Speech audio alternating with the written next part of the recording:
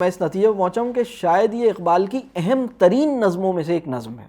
Capitalism کے اندر جو ہے وہ لسٹ اور گریڈ جو ہے وہ بزنس کے اسکوپ کو اور بزنس کے نیچر کو ڈیفائن کرتے ہیں۔ سوال کا لہجہ یہ بتا رہا ہے کہ سوال کچھ خطرناک ہے، کیونکہ اجازت وغیرہ مانگ کے سوال کرنے کی کوشش کر رہے ہیں۔ ایک بات اگر مجھ کو اجازت ہو تو پوچھوں، تو ہم اجازت لے کے سوال اس وقت کرتے ہیں جب سوال میں گڑبڑ زیادہ ہو۔ مشیت کا ایجنڈا اور انسان کے کرنے کا کام دو الگ چیزیں ہیں۔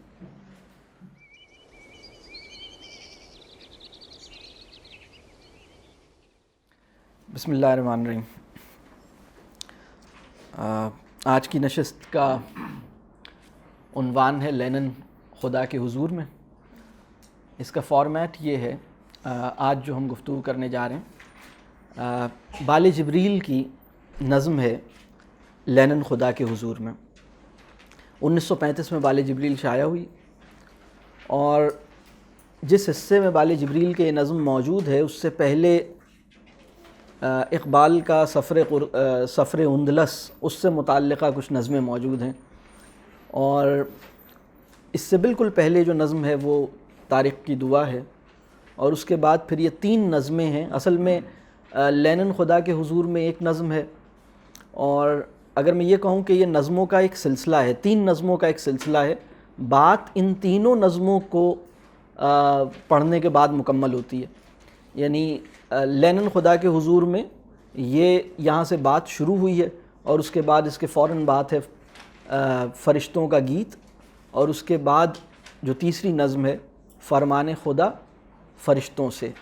تو یہ 3 نظمیں ہیں جو میں انہیں کہتا ہوں یہ سیکول ہے، اور ان تینوں نظموں کے سلسلے میں ایک بیانیہ مکمل ہوتا ہے، ایک بات مکمل ہوتی ہے۔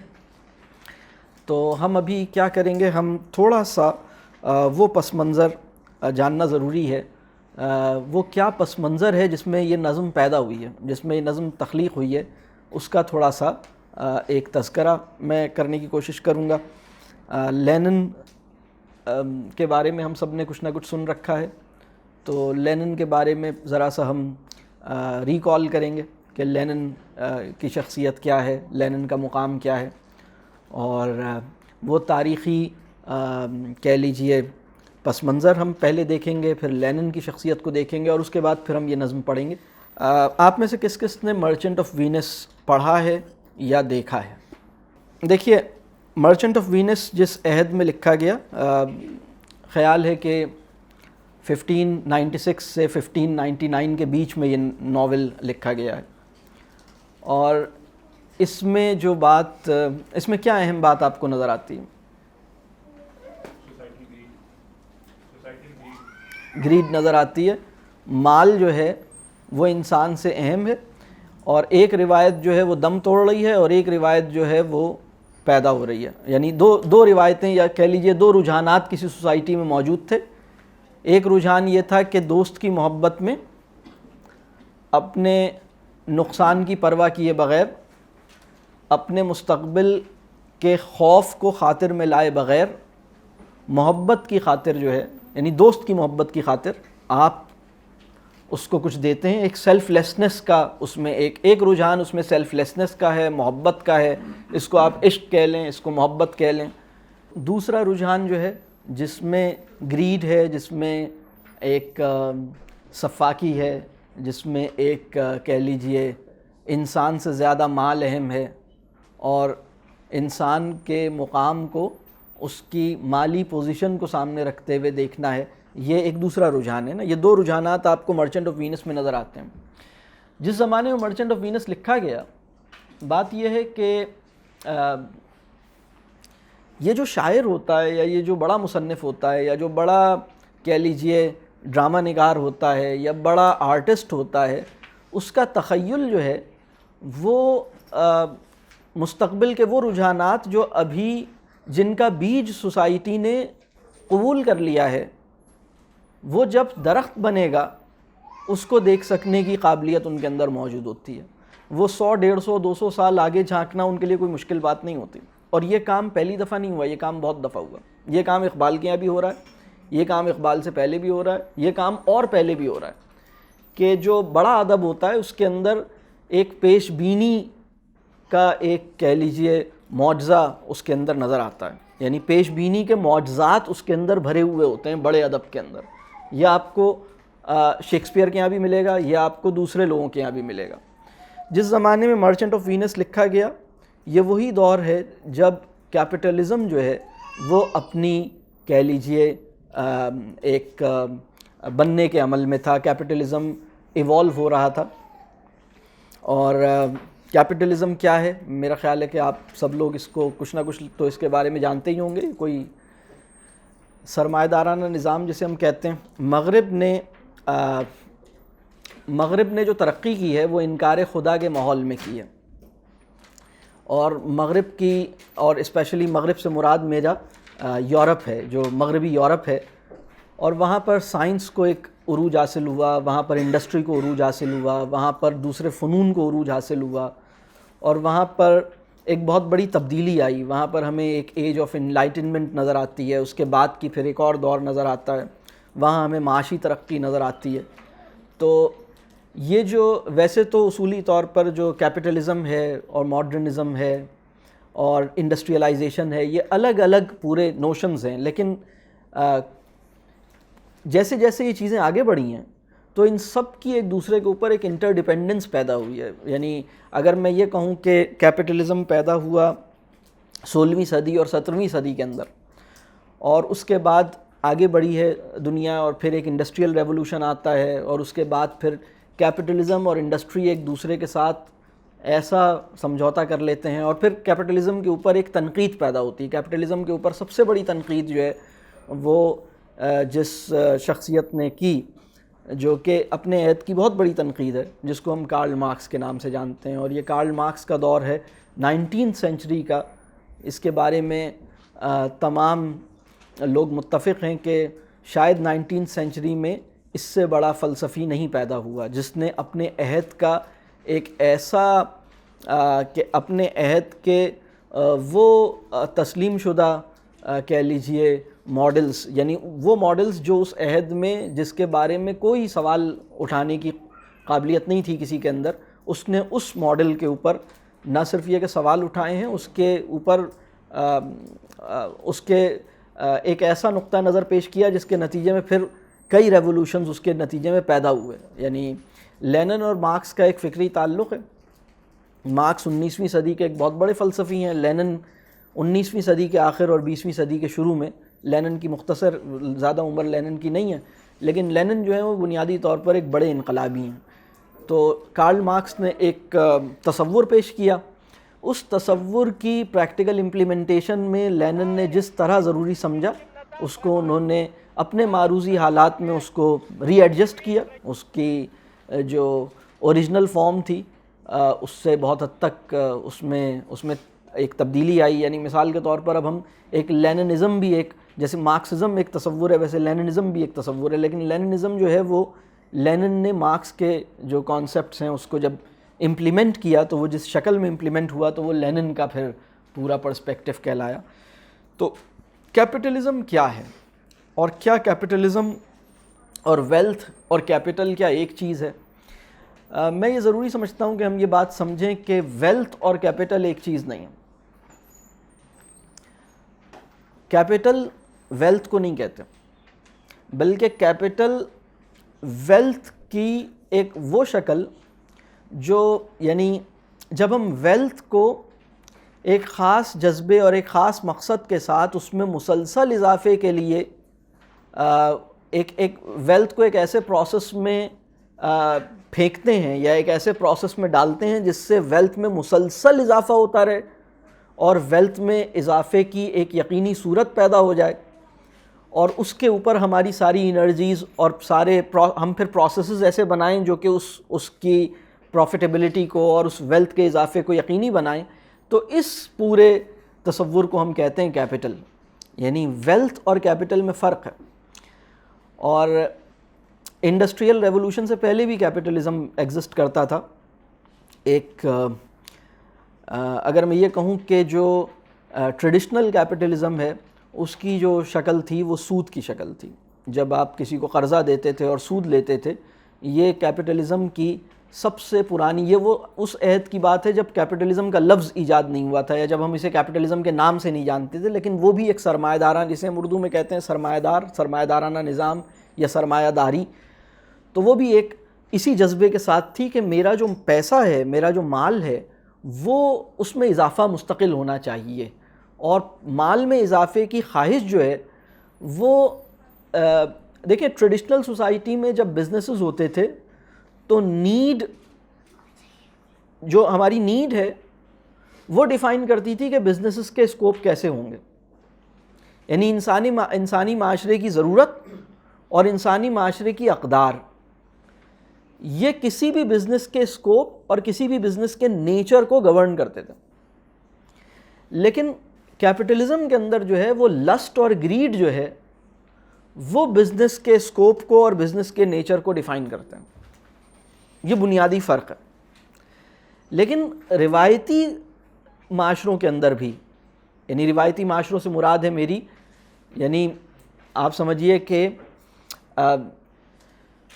1000 سال پہلے، 1500 سال پہلے، 2000 سال پہلے، بلکہ اگر میں یہ کہوں کہ 16ویں صدی سے پہلے کے جتنے معاشرے ہیں، 17ویں صدی سے پہلے کے جتنے معاشرے ہیں، ان میں بھی کیپٹلزم کی ایک رمق نظر آتی ہے، اور وہ سود کی شکل میں نظر آتی ہے۔ لیکن اس کے بعد پھر کیپٹلزم ایوالو ہوا ہے، کیپٹلزم خود یعنی کیپٹلزم اپنی سفاکی میں اور اپنی کامیابی میں اور اپنی ایفیکٹونیس میں with the passage of time improve ہوا ہے، اور جو اس کے اوپر سب سے بڑی تنقید جسے ہم کارل مارکس نے کی اور کارل مارکس کے ساتھیوں نے کی، اس کے نتیجے میں کیپٹلزم میں کریکشنز ہوئی ہیں، کیپٹلزم کے اندر ریفائنمنٹ ہوئی ہے، کیپٹلزم میں اور ماڈیفیکیشنز ہوئی ہیں، اور اب جو کیپٹلزم کی جو موجودہ شکل ہے وہ کیپٹلزم کی ارلی شکل سے بہت مختلف ہے۔ تو لیکن جہاں میں نے یہ بات کی کہ کیپٹلزم جو ہے اس میں ویلتھ اور کیپٹل کا جو فرق میں نے بیان کیا، ایک دو چیزیں اور ہم بیک گراؤنڈ میں دیکھ لیتے ہیں کہ کیپٹلزم کا رائز کس دور میں ہوا نا۔ دیکھیے میرے لیے جو سب سے اہم جو تاریخ کا جو سب سے اہم ٹرننگ پوائنٹ ہے وہ مرچنٹ آف وینس کو میں نے لگایا۔ میرے نزدیک مرچنٹ آف وینس وہ ٹائم ہے جس میں وہ دو رجحانات سوسائٹی میں اس وقت تک ایگزسٹ کرتے تھے۔ ایک بے لوثی اور محبت اور عشق کا رجحان تھا، جس میں انسان اپنے امکانی نقصان کو خاطر میں لائے بغیر کسی دوست کے لیے کچھ بھی کرنے پہ اور کسی بھی لیول پر کمٹمنٹ کرنے پہ تیار تھا۔ یہ رجحان آپ کو انٹونیو میں نظر آتا ہے۔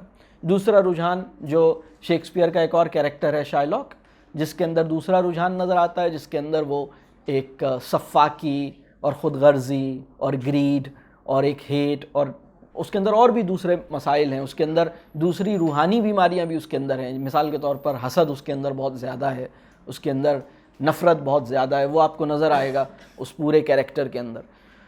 تو یہ وہ پیریڈ ہے جس کے اندر ہم اور آگے بڑھتے ہیں، ایج آف انلائٹنمنٹ آتی ہے، اور مذہب کا اور مونارکی کا اکٹھے انکار یورپ کے اندر ہوتا ہے، اور یورپ کے اندر بڑے انقلاب آتے ہیں، یورپ کے اندر بہت بڑا انقلاب آتا ہے، اور مونارکی جسے ہم شہنشاہیت کہتے ہیں، اور کلیسا جس کی ایک اچھی خاصی یعنی زور تھا، یہ پورا ٹوٹتا ہوا نظر آتا ہے۔ اور اس کے بعد پھر جو دوسری بات نظر آتی ہے وہ یہ کہ میں آزاد ہو گیا ہوں، اور میری عقل جو ہے، میری جو منطق ہے، میری جو ایک ریشنالٹی کا ایک ایرا پیدا ہوتا ہے، جس کے اندر ہم ایک چیزوں کو نئے فلسفے پیدا ہوتے ہیں، نئے خیالات آتے ہیں، وہ بہت بڑی یعنی ایک بہت بڑی 18ویں صدی میں 19ویں صدی میں یہ فلاسفہ کا عہد ہے۔ اس میں بہت بڑے بڑے فلاسفرز پیدا ہوئے ہیں، بہت بڑے بڑے لوگ آئے ہیں جنہوں نے بہت بڑی بڑی کہہ لیجئے تھیوریز پیش کی ہیں، اپنے پرسپیکٹیوز پیش کی ہیں سوسائٹی سے متعلق، دنیا کو جانا کہاں ہے، انسان کی نیچر سے متعلق۔ ان کے اثرات ابھی تک ہمارے عہد پہ ہیں۔ تو اسی عہد میں کیپٹلزم جو ہے وہ آگے بڑھتا ہے، اور 17ویں صدی کے آخر تک جسے ہم آج نیدرلینڈ کہتے ہیں یا ہالینڈ کہتے ہیں، وہ اس زمانے میں جسے ہم ڈچ کہتے تھے، وہ پہلا کیپٹلسٹ، ایک ایکسپلسٹ کیپٹلسٹ اسٹیٹ کے طور پر ایمرج ہوتا ہے۔ اور اس کے بعد پھر لنڈن جو ہے وہ کیپٹلزم کا ہب بنتا ہے، وہاں پر انڈسٹری۔ جیسے میں نے شروع میں کہا کہ کیپٹلزم اور انڈسٹریلائزیشن اپنی ابتدا میں ایک چیز نہیں تھیں، لیکن جیسے جیسے آگے بڑھے ہیں تو ان دونوں کے ساتھ ایک بڑی زبردست انٹر ڈیپینڈنس، آج کا جو کیپٹلزم ہے اس کی انڈسٹری کے ساتھ ایک بڑی گہری انٹر ڈیپینڈنس وابستہ ہو چکی ہے، لیکن وہ اپنی ابتدا میں ایسا نہیں تھا۔ تو اس کے بعد کیپٹلزم جو ہے جسے ہم سرمایہ دارانہ نظام کہتے ہیں، وہ پھر برطانیہ اس کے اندر ایک بہت بڑا اس کا ایک مرکز بنتا ہے، اور پھر وہاں سے وہ پھر امریکہ میں جاتا ہے، اور پھر پورے یورپ کے اندر وہ پھیل جاتا ہے۔ شروع میں یہ جو کیپٹلزم تھا وہ یورو سینٹرک تھا، اور اس کے بعد پھر وہ اب جو ہے وہ پھیلتا چلا گیا اور پوری دنیا میں اس کے اثرات ہیں۔ یہی 19ویں صدی ہے جس کے اندر اس کے اوپر بہت بڑی تنقید، یعنی کمیونسٹ مینیفیسٹو جسے ہو سکتا ہے کہ آپ نے سنا ہو، وہ لکھا جاتا ہے اس کے اوپر۔ یعنی 19ویں صدی میں امیر بہت امیر ہوتا جا رہا تھا، غریب بہت غریب ہوتا جا رہا تھا، یہ دو کلاسز ایگزسٹ کرتی تھیں۔ استحصال، اب اگر میں آپ سے کہوں کہ آپ نے چارلز ڈکنس کو پڑھا ہے، آپ نے ولیم بلیک کو اگر پڑھا ہے، تو آپ کو پتہ لگے گا کہ ایک بہت گہرا طنز اور ایک بہت گہری تنقید ادب کی دنیا میں ایگزسٹ کرتی تھی، اور اسی کے دور میں ایک بڑی گہری پولیٹیکل اور جو آئیڈیالوجی ہے جو کہ کیپٹلزم کو چیلنج کرتی ہے، وہ پیدا ہوئی ہے، اور وہ کارل مارکس کے کہہ لیجئے اس کی رائٹنگ سے پیدا ہوئی ہے۔ تو یہ وہ پس منظر ہے۔ کچھ چیزیں اور ہوئی ہیں، مثال کے طور پر ہمیں نظر آتا ہے ایڈم اسمتھ، 18ویں صدی کے آخر میں ایڈم اسمتھ ایک کتاب لکھتے ہیں جس میں وہ سارے ورچوز جو کیپٹلزم کے ساتھ وابستہ کیے جا سکتے ہیں وہ اس کو بتاتے ہیں۔ وہ بتاتے ہیں کہ کیپٹلزم جو ہے وہ کتنی مفید چیز ہو سکتا ہے۔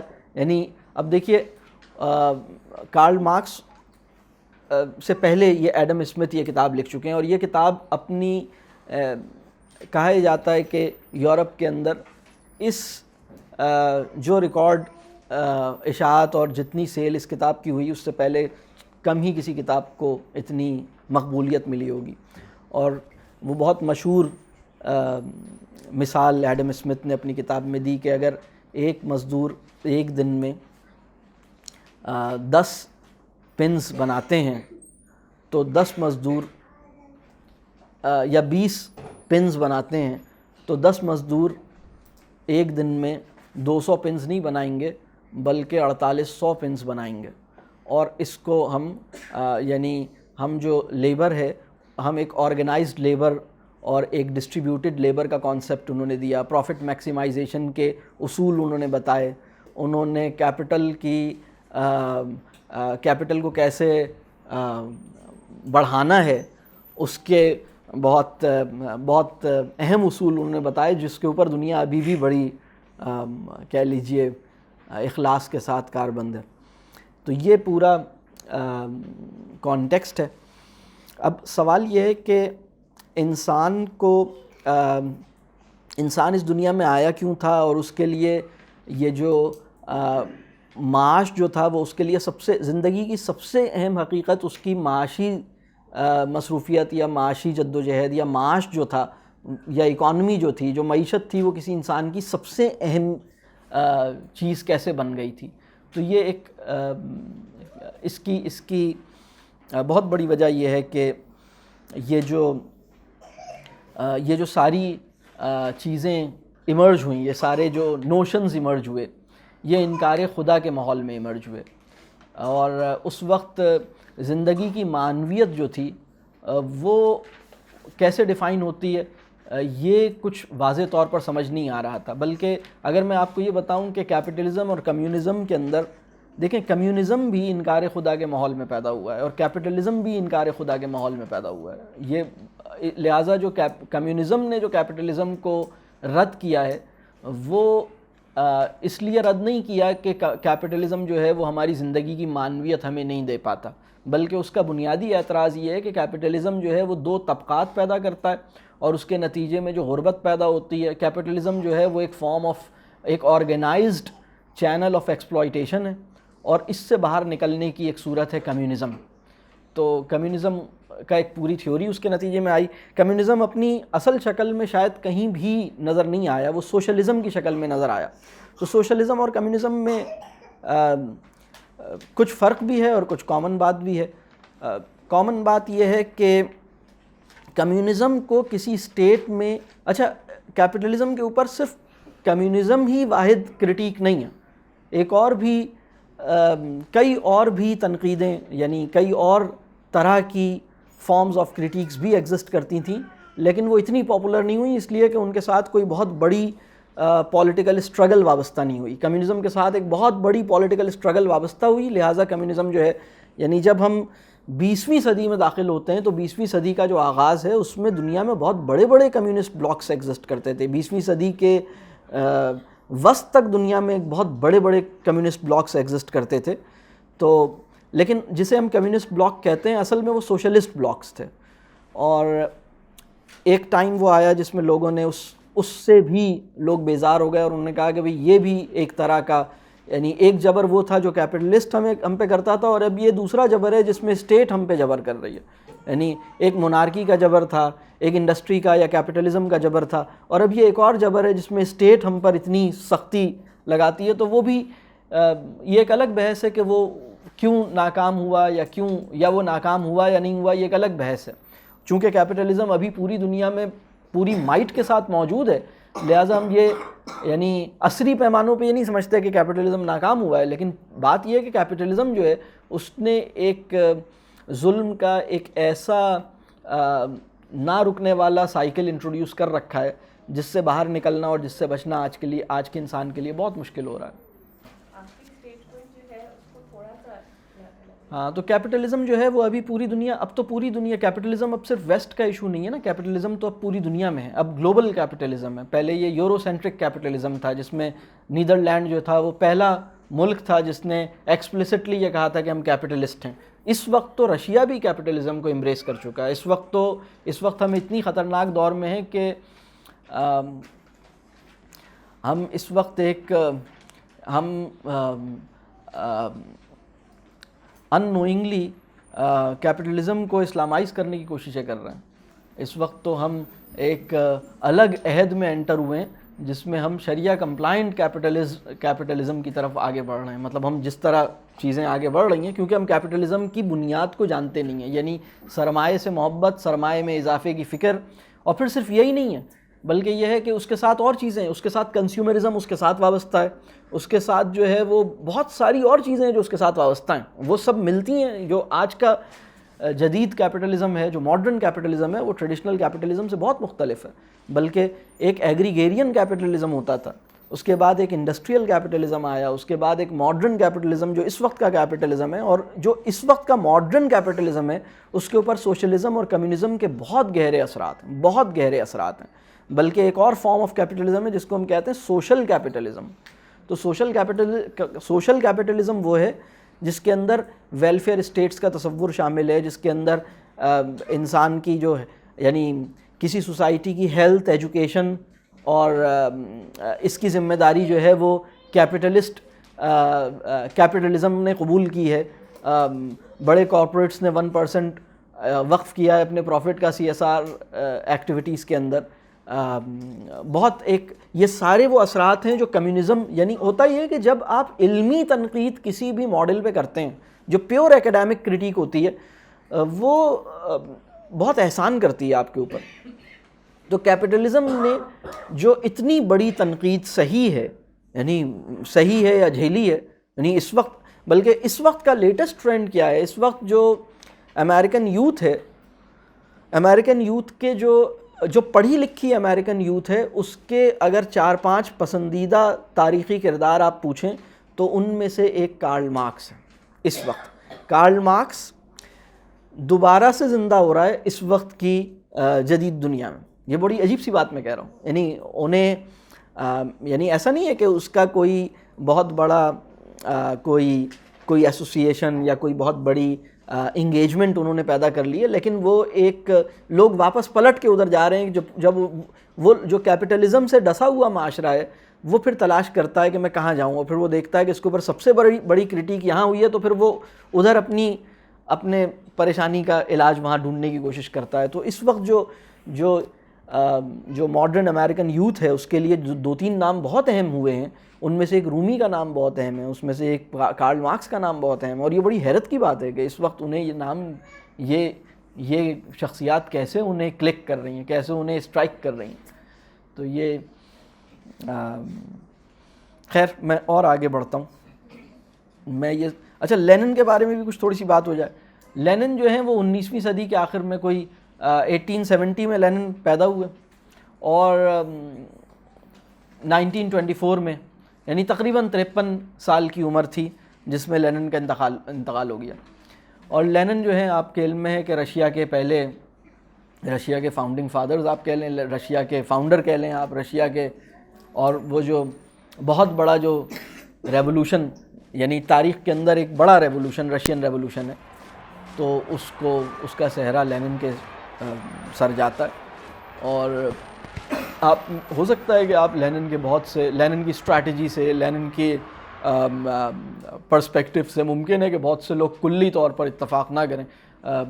آج کے عہد میں ایسا آدمی ڈھونڈنا بہت مشکل ہے جو لینن سے کلی اتفاق کرے, بلکہ سچی بات تو یہ کہ لینن سے کلی اتفاق کرنے والے اس کے ساتھیوں میں بھی کم تھے.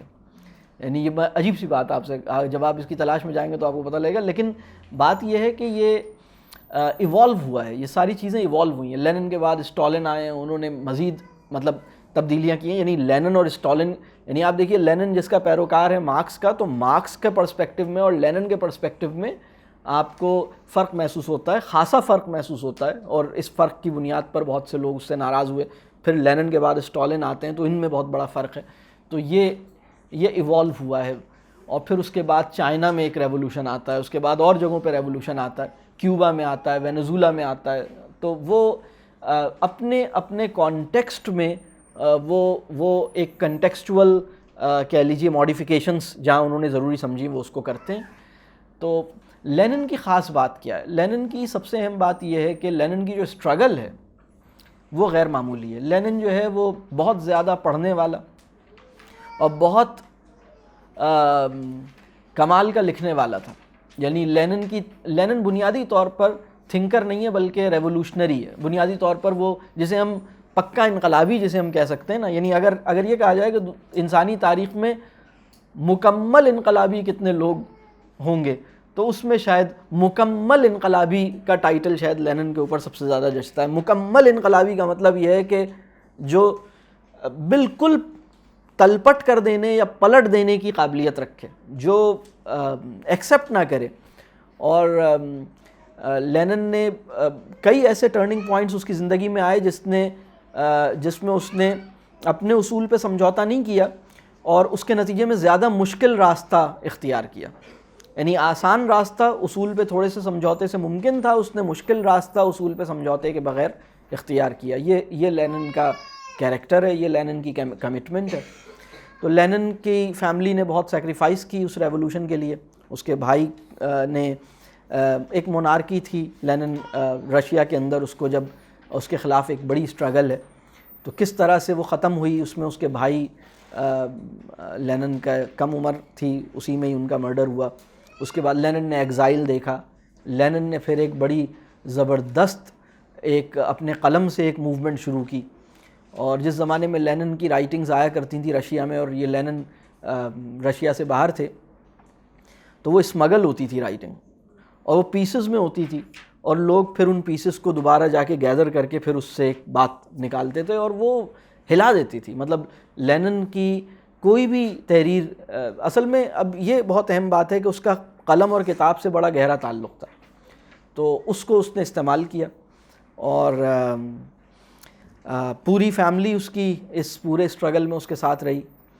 اور ہم دیکھتے ہیں کہ وہ جب رشیا آزاد ہوتا ہے تو یا رشیا جب فارم ہوتا ہے تو یہ جو ریولوشن آتا ہے تو اس کے بعد کچھ عرصے ہی لینن زندہ رہا, اور بہت ٹرموائل کا زمانہ تھا, بہت کیوٹک پیریڈ تھا. ورلڈ وار اس زمانے میں ہو رہی ہے جس زمانے میں رشیا میں ریولوشن آیا ہے. تو لینن کا ایک کمال یہ تھا کہ وہ ورلڈ وار سے رشیا کو اس نے بہت کامیاب حکمت عملی کے ساتھ اس سے نکالا. تو یہ لینن کا ایک بہت، لینن پہ اور بات بھی ہو سکتی ہے، لیکن میرا خیال ہے کہ اتنی بات کافی ہے، کیونکہ وہ جتنی ہم پھر ہم آتے ہیں اقبال کو اس سے کیا غرض ہے، اقبال کا مسئلہ کیا ہے؟ علامہ اقبال کی پہلی کتاب کسی شاعری کی کتاب نہیں. 1901 میں اقبال نے پہلی کتاب لکھی جس کا نام تھا علم الاقتصاد، اور بلکہ 1903 میں ایک کتاب شائع ہوئی علم الاقتصاد. یہ اقبال کی پہلی تصنیف ہے، اور اقبال کا یہ خیال ہے. اب یہ دیکھیے، یہ پورا بیک گراؤنڈ ہے جس میں کیپٹلزم پیدا ہوا ہے. کیپٹلزم اب ایسٹ میں انٹر ہوگا یا ہو چکا ہے. مطلب آپ 1860s تک انڈسٹری جو ہے وہ بہت اچھی طرح انڈیا میں آ چکی تھی، اور پھر لیٹ 19 سینچری میں جب مزید آپ نے دیکھا انڈسٹریل ریولوشن کے اثرات اس میں آپ کو انڈیا میں نظر آنا شروع ہو گئے. لیٹ 19 سینچری تک آپ کے آ گئے تھے. تو یہ جو اقبال نے اس کانٹیکسٹ میں علم الاقتصاد لکھی، اقبال کا خیال یہ تھا کہ مسلم سوسائٹی کے لیے بہت ضروری ہے کہ جو ماڈرن اکنامکس ہے اس کے جو پرنسپلز ہیں اس کو وہ سمجھیں، اور انہیں یہ پتہ ہو کہ کیپٹل کی جو موومنٹ ہے اور کیپٹل کا جو فلو ہے، اور کیپٹل کا جب فلو رک جاتا ہے اور کیپٹل کا جب فلو ہوتا ہے تو اس سے سوسائٹی پہ کیا اثرات پیدا ہوتے ہیں، اور سوسائٹی کو یہ پوری جو اکنامک کہہ لیجیے پروسیس ہے ہماری انٹیلیجنشیا کو یا مسلم انٹیلیجنشیا کو اس سے لا تعلق نہیں ہونا چاہیے. اس کے لیے تو یہ اقبال کی سب سے پہلی کتاب ہے. یعنی بانگ درا جو ان کا پہلا، یعنی بانگ درا یا اس سے پہلے اسرار خودی اور رموز بے خودی وہ بعد میں شائع ہوئی ہے، اور سب سے پہلے ان کی یہ والی کتاب شائع ہوئی ہے. تو یہ اس سے آپ کو نظر آتا ہے کہ اقبال کا اس پر کیا یعنی ان کا ایک ان کی دلچسپی آپ کو اس پورے سبجیکٹ میں نظر آتی ہے. اب ہم آگے بڑھتے ہیں. بال جبریل 1935 میں شائع ہوئی. 1935 میں کوئی اہم بات جو دنیا میں ہو رہی ہو 30s کے اندر، 1930s میں کیا ہو رہا تھا دنیا میں؟ 1930s میں کیا ہو رہا تھا؟ ہاں، گریٹ ڈپریشن. گریٹ ڈپریشن جو ہے 1929 سے 1939، گریٹ ڈپریشن جو ہے وہ 20th سینچری کا ایک بہت اہم انسیڈنٹ ہے جس کو ہم جانتے ہیں گریٹ ڈپریشن کے نام سے. اسٹاک مارکیٹس کریش کر گئی تھیں، اور 1929 سے 1939 تک کیپٹلزم کے اوپر سے اعتبار شیک ہوا تھا. یعنی کیپٹلزم جب اپنی پوری مائٹ کے ساتھ آ گیا تھا تو 1929 سے 1939 کے پیریڈ میں وہ اعتبار شیک ہوا ہے. تو یہ والی جو بال جبریل ہے یہ اس عہد میں شائع ہوئی ہے. یعنی بال جبریل 1935 میں شائع ہوئی ہے. 1930s میں ہی میرا خیال ہے یہ پلوٹو بھی اسی زمانے میں ڈسکور ہوا ہے. اسی طرح رشیا میں انڈسٹریلائزیشن بڑی تیزی سے ہو رہی تھی، کیونکہ لینن نے جو ہے وہ انڈسٹریلائزیشن کو الاؤ کیا تھا. بس صرف فرق یہ تھا کہ وہ اسٹیٹ اونڈ انڈسٹریز تھیں، وہ پرائیویٹلی اونڈ انڈسٹریز نہیں تھیں. جیسے اس وقت جو دنیا میں انڈسٹری ہے وہ پرائیویٹلی اونڈ ہے. کچھ صرف 2-4 کمپنیز ایسی ہیں جو اسٹیٹ اونڈ ہیں. اس کا بھی مقصد منافع کمانا نہیں ہے بلکہ کارکنان کو فائدہ پہنچانا ہوتا ہے. مطلب وہ الگ کانٹیکسٹ ہے. مطلب لیکن اس زمانے میں وہ جو ہے بہت تیزی سے انڈسٹریلائزیشن رشیا میں ہو رہی تھی. تو یہ 1930s کا پیریڈ ہے. اچھا، چونکہ بال جبریل اقبال کے بالکل آخری کتابوں میں سے ایک کتاب ہے. یعنی بال جبریل کے بعد صرف ضرب کلیم شائع ہوتی ہے اگلے سال، اور 1938 میں تو اقبال کا انتقال ہو جاتا ہے. تو یہ فکری پختگی جو ہے، ہم یہ کہہ سکتے ہیں کہ اس میں جو کچھ بھی ہے وہ اقبال کی فکری پختگی کا بھی مظہر ہے. مطلب اس میں ایک اقبال بھی ایک بہت بڑا سفر کر کے ایک پوائنٹ پر آ گیا، اور بڑی مطلب اس سے پہلے اقبال پچھلے یعنی 1-2 سال پہلے، چند سال پہلے ہی اقبال نے جاوید نامہ لکھی ہے، جو اقبال کا میگنم آپس کہلاتا ہے، ماسٹر پیس کہلاتا ہے، جس میں اقبال کا پورا ورلڈ ویو بہت خوبصورتی سے السٹریٹ ہوا ہے. تو بال جبریل جو ہے وہ اس لحاظ سے بہت ہی امپورٹنٹ کتاب ہے کہ جاوید نامہ کے بعد آ رہی ہے. سیکنڈ لاسٹ بک ہے اقبال کے شعری مجموعے میں. اقبال کے انتقال سے 2-3 سال پہلے شائع ہوئی ہے، اور اقبال کی فکری پختگی اس کے اندر آپ کو نظر آتی ہے. تو بال جبریل کی یہ نظم ہے لینن خدا کے حضور میں. تو میں نے تھوڑا سا کیپٹلزم، تھوڑا سا کمیونزم، تھوڑا سا سوشلزم، تھوڑا سا کارل مارکس، تھوڑا سا لینن اور تھوڑا سا اقبال میں نے کوشش کی کہ آپ کے سامنے رکھ دوں۔ اب میں شروع کرتا ہوں اس نظم کو لینن خدا کے حضور میں۔ اس نظم کے بارے میں سچی بات یہ ہے کہ جو ہمارے جو اقبال کو چاہنے والا ایک بہت بڑا طبقہ جو ہے وہ رائٹ ونگ میں شمار ہوتا ہے، لیکن اقبال سے کچھ انسیت رکھنے والا چھوٹا سا طبقہ لیفٹ ونگ میں بھی ایگزسٹ کرتا ہے۔ یہ وہ نظم ہے جو لیفٹ ونگ والوں کو زیادہ عزیز ہے، رائٹ ونگ والے اس نظم کو نظر انداز کر دیتے ہیں، بلکہ کئی لوگوں نے اس بات پر اظہار کیا کہ اقبال کی یہ جو نظم ہے لینن خدا کے حضور میں، اس کو وہ توجہ کیوں نہیں دی گئی، اس پر وہ بات کیوں نہیں ہوئی، بلکہ اقبال کی جو طویل نظمیں ہیں، اقبال کی اس کو اقبال کی فکر کی نمائندہ نظم سمجھا نہیں جاتا عمومی طور پر۔ اور میں ابھی پچھلے دنوں اس نظم کو ذرا زیادہ توجہ سے دیکھنے کا موقع ملا تو میں اس نتیجے پر پہنچا ہوں کہ شاید یہ اقبال کی اہم ترین نظموں میں سے ایک نظم ہے۔ اور میں اس بات کو، میرا یہ خیال ہے کہ اقبال کے شارحین سے اور اقبال کے مداحوں سے یہ نظر انداز ہوتی رہی ہے نظم، تو شاید آنے والے ٹائم میں نظم اتنی نظر انداز نہ ہو، لیکن یہ نظم اس کو ہم نے وہ توجہ نہیں مل پائی جتنی اور نظموں کو، جیسے شکوہ جواب شکوہ موسٹ پاپولر نظم کاؤنٹ ہوتی ہے، یا ساقی نامہ یا مسجد قرطبہ، لیکن یہ نظم جو ہے یہ اتنی طویل نظم تو نہیں ہے، اقبال کی 10 طویل نظموں میں اس نظم کا شمار نہیں ہوتا۔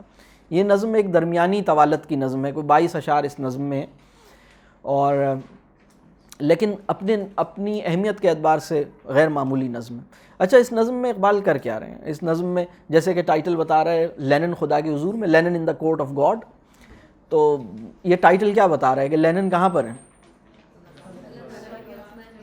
اللہ کے پاس۔ اگر آپ لینن خدا کے حضور میں، اگر آپ لینن کو نہیں بھی جانتے تو خدا کو تو جانتے ہیں آپ، تو کچھ نہ کچھ تو آپ اس نظم کو جانتے ہی ہیں کہ جس کے حضور میں کھڑے ہیں ان کو تو جانتے ہیں، اگر آپ لینن کو نہیں بھی جانتے، لینن کو بھی آپ تھوڑا سا تو جان ہی گئے۔ تو یہ ریسریکشن جسے ہم کہتے ہیں، یعنی انسان مرنے کے بعد دوبارہ اٹھایا جائے گا، تو یہ اس کانٹیکسٹ میں لکھی گئی ہے، یا آپ اسے عالم برزخ میں کہہ سکتے ہیں کہ عالم برزخ کا بیان ہے یا عالم حشر کا بیان ہے، لیکن بہرحال جو بھی بیان ہے، چاہے برزخ ہو چاہے حشر ہو، یہ ریسریکشن کا ایک، یعنی اقبال جو ہیں وہ لینن جو ہیں اب اس دنیا سے جا کے اس دنیا میں پہنچ چکے ہیں، اور یہ نظم لکھی بھی اسی دور میں گئی ہے۔ مطلب یہ ظاہر سی بات ہے کہ 1924 1925 کب ہوا ہے لینن کا انتقال؟ 1924 میں ہو گیا، 1924 میں لینن کا انتقال ہوا، اور یہ نظم کہی گئی ہوگی کوئی 1934 میں کہی گئی ہوگی یا 1933 میں کہی گئی ہوگی، اور 1935 میں تو یہ کتاب شائع ہو رہی ہے، 34 میں کہی گئی ہے۔ تو ذرا سی اس نظم کو دیکھتے ہیں۔ اس نظم کے، جب میں اس نظم پہ نگاہ ڈالتا ہوں تو اس نظم کے 4 حصے ہو سکتے ہیں۔ اس نظم کو ہم، یعنی یہ وہ حصے نہیں ہیں جو شاعر نے کیے ہوں، لیکن معنوی اعتبار سے اس نظم کو ہم 4 حصوں میں تقسیم کر سکتے ہیں۔ تو پہلا حصہ جو ہے اس کے اندر اگر میں آپ کو شروع کے جو 5 اشعار ہیں، 1 2 3 4 5 اشعار، شروع کے جو 5 اشعار ہیں نگارندہ آنات تک، اسے ہم پہلا حصہ قرار دے سکتے ہیں۔ اس کے بعد دوسرا حصہ ہے جو درخشندہ فی اللذات تک چلتا ہے، یہ اگلے 5 اشعار جو ہیں وہ پھر دوسرا حصہ ہے، یعنی یہ کہہ لیجئے اس کے مضامین کے اعتبار سے، اس نظم میں جو مضامین زیر بحث آئے ہیں اس کے اعتبار سے اگر میں کہوں کہ تو 4 بڑے مضامین زیر بحث آئے ہیں، اور پھر ایک تیسرا حصہ ہے جو 7 اشعار پر مشتمل ہے، یورپ میں بہت روشنی ہے، علم و ہنر ہے سے لے کر اور آلات تک، یہ 7 اشعار ہیں، یہ پھر تیسرا حصہ بنتا ہے موضوع کے اعتبار سے۔ اور پھر چوتھا حصہ ہے، وہ چوتھا موضوع جو ہے وہ آثار تو کچھ نظر آتے ہیں سے لے کے آخری شعر تک، یہ چوتھا حصہ ہے۔ تو ہم اس نظم کو موضوعات کے اعتبار سے یا مضامین کے اعتبار سے 4 حصوں میں تقسیم کر سکتے ہیں۔ پہلا حصہ جو ہے وہ خدا کا اثبات اور پھر انکار کی وجوہات یا انکار کے اسباب، اس کی تفصیل پر مشتمل ہے۔ یعنی پہلے حصے میں اقبال نے کام یہ کیا ہے کہ لینن کو مسلمان کر کے اپنی بات کی ہے، یعنی اقبال نے اپنی مطلب استادی دکھا دی ہے. انہوں نے لینن کے منہ میں اپنی زبان ڈالنے کی کوشش کی ہے, لیکن اب شارحین اقبال اس بات پر یعنی بہت ساری اس میں بہت زیادہ کہہ لیجئے اختلاف پایا جاتا ہے شارحین کے اندر. یعنی بعض شارحین اقبال کا خیال یہ ہے کہ یہ لینن کی اپنی زبان ہے, بعض کا خیال یہ ہے کہ نہیں یہ اقبال نے اس میں اپنی زبان ڈالی ہے, بعض کا خیال یہ ہے کہ اقبال لینن کی زبان بول رہے ہیں, بعض کا خیال یہ ہے کہ لینن اقبال کی زبان بول رہے ہیں. تو یہ کیا ہو رہا ہے یہ آپ خود طے کریں گے جب ہم اس میں آگے دیکھیں گے. لیکن بہرحال یہ ایک, اور چونکہ یہ اس طرح کا متنازع معاملہ تھا تو شاید اس وجہ سے بھی کچھ لوگوں نے اس کو چھوڑ کے آگے بڑھ گئے ہوں کہ بھئی یہ معاملہ ایسا ہے. تو پہلا جو سیکشن ہے اس میں خدا کا اثبات اور انکار کے اسباب یعنی ریفیوزل آف گاڈ یا ڈینائل آف گاڈ کے 5 بنیادی اسباب اس میں بیان ہوتے ہیں. دوسرا جو سیکشن ہے اس میں خدا سے لینن ایک بہت کڑا سوال کر رہے ہیں. He raised a very pointed question, اور وہ سوال جو ہے وہ بڑا یعنی گستاخی کی حدوں تک پہنچنے والا یعنی چھونے والا سوال ہے. وہ سوال کی جو فارم ہے وہ میں آپ کو بیان کروں گا تو آپ کو اندازہ ہوگا وہ ایک سوال لینن خدا سے پوچھنا چاہتے ہیں. تیسرا جو سیکشن ہے اس میں جو ویسٹرن کیپٹلزم ہے اس کے جو پرابلمز ہیں وہ لسٹ ڈاؤن کیے ہیں تیسرے سیکشن میں, کہ یہ کیپٹلزم کے ساتھ یا ویسٹرن کیپٹلزم کے ساتھ پرابلم کیا ہے, یعنی اس کے مفسدات جو ہیں وہ انہوں نے گنوائے ہیں تیسرے سیکشن میں. اور چوتھا سیکشن جو ہے وہ ایک ہوپ دیتا ہے. وہاں تبدیلی کے آثار اور تبدیلی کا امکان یہ اس پر مشتمل ہے. پہلے میں ایک سیکشن کو پڑھ کے اور اس سیکشن کے اوپر اپنی کچھ بات کرتا ہوں. بسم اللہ الرحمن الرحیم. اے انفس و آفاق میں پیدا تیرے آیات, حق یہ ہے کہ ہے زندہ و پائندہ تیری ذات. میں کیسے سمجھتا کہ تو ہے یا کہ نہیں ہے, ہر دم متغیر تھے خرد کے نظریات. محرم نہیں فطرت کے سرود ازلی سے, بینائے کواکب ہو کے دانائے نباتات. آج آنکھ نے دیکھا تو وہ عالم ہوا ثابت, میں جس کو سمجھتا تھا کلیسا کے خرافات. ہم بندے شب و روز میں جکڑے ہوئے بندے, تو خالق آثار و نگارندہ آنات. تو یہ پہلا جس کو میں پہلا سیکشن کہہ رہا ہوں. تو چونکہ کیپٹلزم بھی انکار خدا کے ماحول میں پیدا ہوا ہے اور کمیونزم بھی انکار خدا کے ماحول میں پیدا ہوا ہے, تو پہلا کام اس شعر میں یہ ہو رہا ہے, نظم جہاں سے سٹارٹ ہوتی ہے وہاں کلمہ پڑھوا رہے ہیں اقبال جو ہیں وہ لینن کو. یعنی وہ خدا کے حضور میں حاضر ہوئے ہیں اور وہ یہ کہہ رہے ہیں کہ انفس و آفاق کا مطلب یہ ہے, انفس کہتے ہیں مائکروکازم کو, آفاق کہتے ہیں میکروکازم کو. انفس کہتے ہیں میری داخلی دنیا کو, آفاق کہتے ہیں میرے باہر کی دنیا کو. آپ اسے کائنات آفاق کو کہہ سکتے ہیں اور انسان انفس کو کہہ سکتے ہیں. تو میرے اندر اور میرے باہر آپ کی نشانیاں ہی نشانیاں ہیں, میں اس پہ ایمان لاتا ہوں. میں آپ کو آپ کی نشانیوں کے ساتھ قبول کرتا ہوں. میں یہ بھی مان رہا ہوں کہ آپ کی نشانیاں یہاں بھی ہیں, آپ کی نشانیاں یہاں بھی ہیں, اور میں اب چونکہ آپ کے سامنے کھڑا ہوں تو اب میں آپ کا انکار کیسے کرتا ہوں. یعنی خدا کے حضور کھڑے ہو کر کون خدا کو جھٹلا سکتا ہے. یہ تو قرآن کے اندر بھی آیا ہوا ہے کہ جب یہ سب جمع ہوں گے تو پھر کہیں گے بھائی ہم مطلب آج ہم ایمان لائے. تو وہ یعنی اس وقت لینن جو ہے وہ اس فیز میں ہے, اور حق یہ ہے کہ ہے زندہ و پائندہ تیری ذات, یعنی آپ کو تسلیم کرتے ہیں. تو یہ پہلا شعر جو ہے اثبات کا شعر ہے. لیکن اگلے جو اشعار ہیں, جو 4 اشعار ہیں, اس میں انکار کی 5 بڑی وجوہات سامنے آتی ہیں, اور یہ ہمارے لیے بہت, میں سمجھتا ہوں یہ پوری نظم جو ہے وہ بہت پروفاؤنڈ آبزرویشنز اور بہت ہی یعنی ایک ایسی کامنٹری جو کہ بہت ڈیپر لیول پر ہے, جس کی کئی لیئرز ایکسپلور ہو سکتی ہیں جب ہم اس پہ غور کریں. یہ پوری نظم اس طرح کی, اگلی 2 نظمیں بھی اسی طرح کی ہیں, جس پہ شاید ہم بعد میں اپنے طور پر غور کریں تو اچھا ہوگا. پہلی وجہ انکار کی, اب وہ دیکھیے, میں کیسے سمجھتا کہ تو ہے یا کہ نہیں ہے. میرے انکار کی اب وجوہات کی ایک لسٹ میں پیش کر رہا ہوں. میں کیسے سمجھتا کہ تو ہے یا نہیں, اور کیا وجہ تھی. ہر دم متغیر تھے خرد کے نظریات. میں نے اتنے فلاسفہ کو پڑھ لیا تھا، اتنے مطلب میں نے اتنی زیادہ مطلب میں نے ریشنالٹی کو، آئیڈیاز کو، فلاسفی کو، اتنے سارے نوشنز، اور وہ کبھی ایک نوشن آتا تھا، کبھی دوسرا نوشن آتا تھا، کبھی ایک آئیڈیا آتا تھا، کبھی دوسرا آئیڈیا آتا تھا، دنیا کی اتنی نت نئی توجیہات پیش ہو رہی تھیں. اور آپ جو فلاسفی کے ڈومین میں کیا ہو رہا ہے اس کا تو ابھی ہم نے ذکر ہی نہیں کیا، تو آپ کو پتہ لگے گا کہ خدا ہے یا نہیں ہے. یعنی جس جگہ پر دنیا پہنچ گئی تھی، دنیا کے بڑے فلاسفہ اس وقت یہ کہہ رہے تھے کہ اگر خدا ہے تو ہمارے پاس اس کا کوئی قابل تسلیم ایویڈنس موجود نہیں ہے، اور اگر خدا نہیں ہے تو ہم خدا کے نہ ہونے کو بھی ہم شاید ثابت نہ کر سکیں. تو اس جگہ پر وہ لوگ پہنچے ہوئے تھے، تو ایک عجیب سا کیوس تھا. تو پہلی وجہ جو ہے، جو ماڈرن فلاسفی تھی، اس نے ایک ایسی کہہ لیجیے کنفیوژن کریٹ کی، اور جو بھی اس کے ساتھ کنیکٹڈ تھا اس کے لیے خدا پہ بلیف کرنا آسان نہیں رہا. تو یہ تو پہلا سبب آ گیا. محرم نہیں فطرت کے سرود ازلی سے، بینائے کواکب ہو کے دانائے نباتات.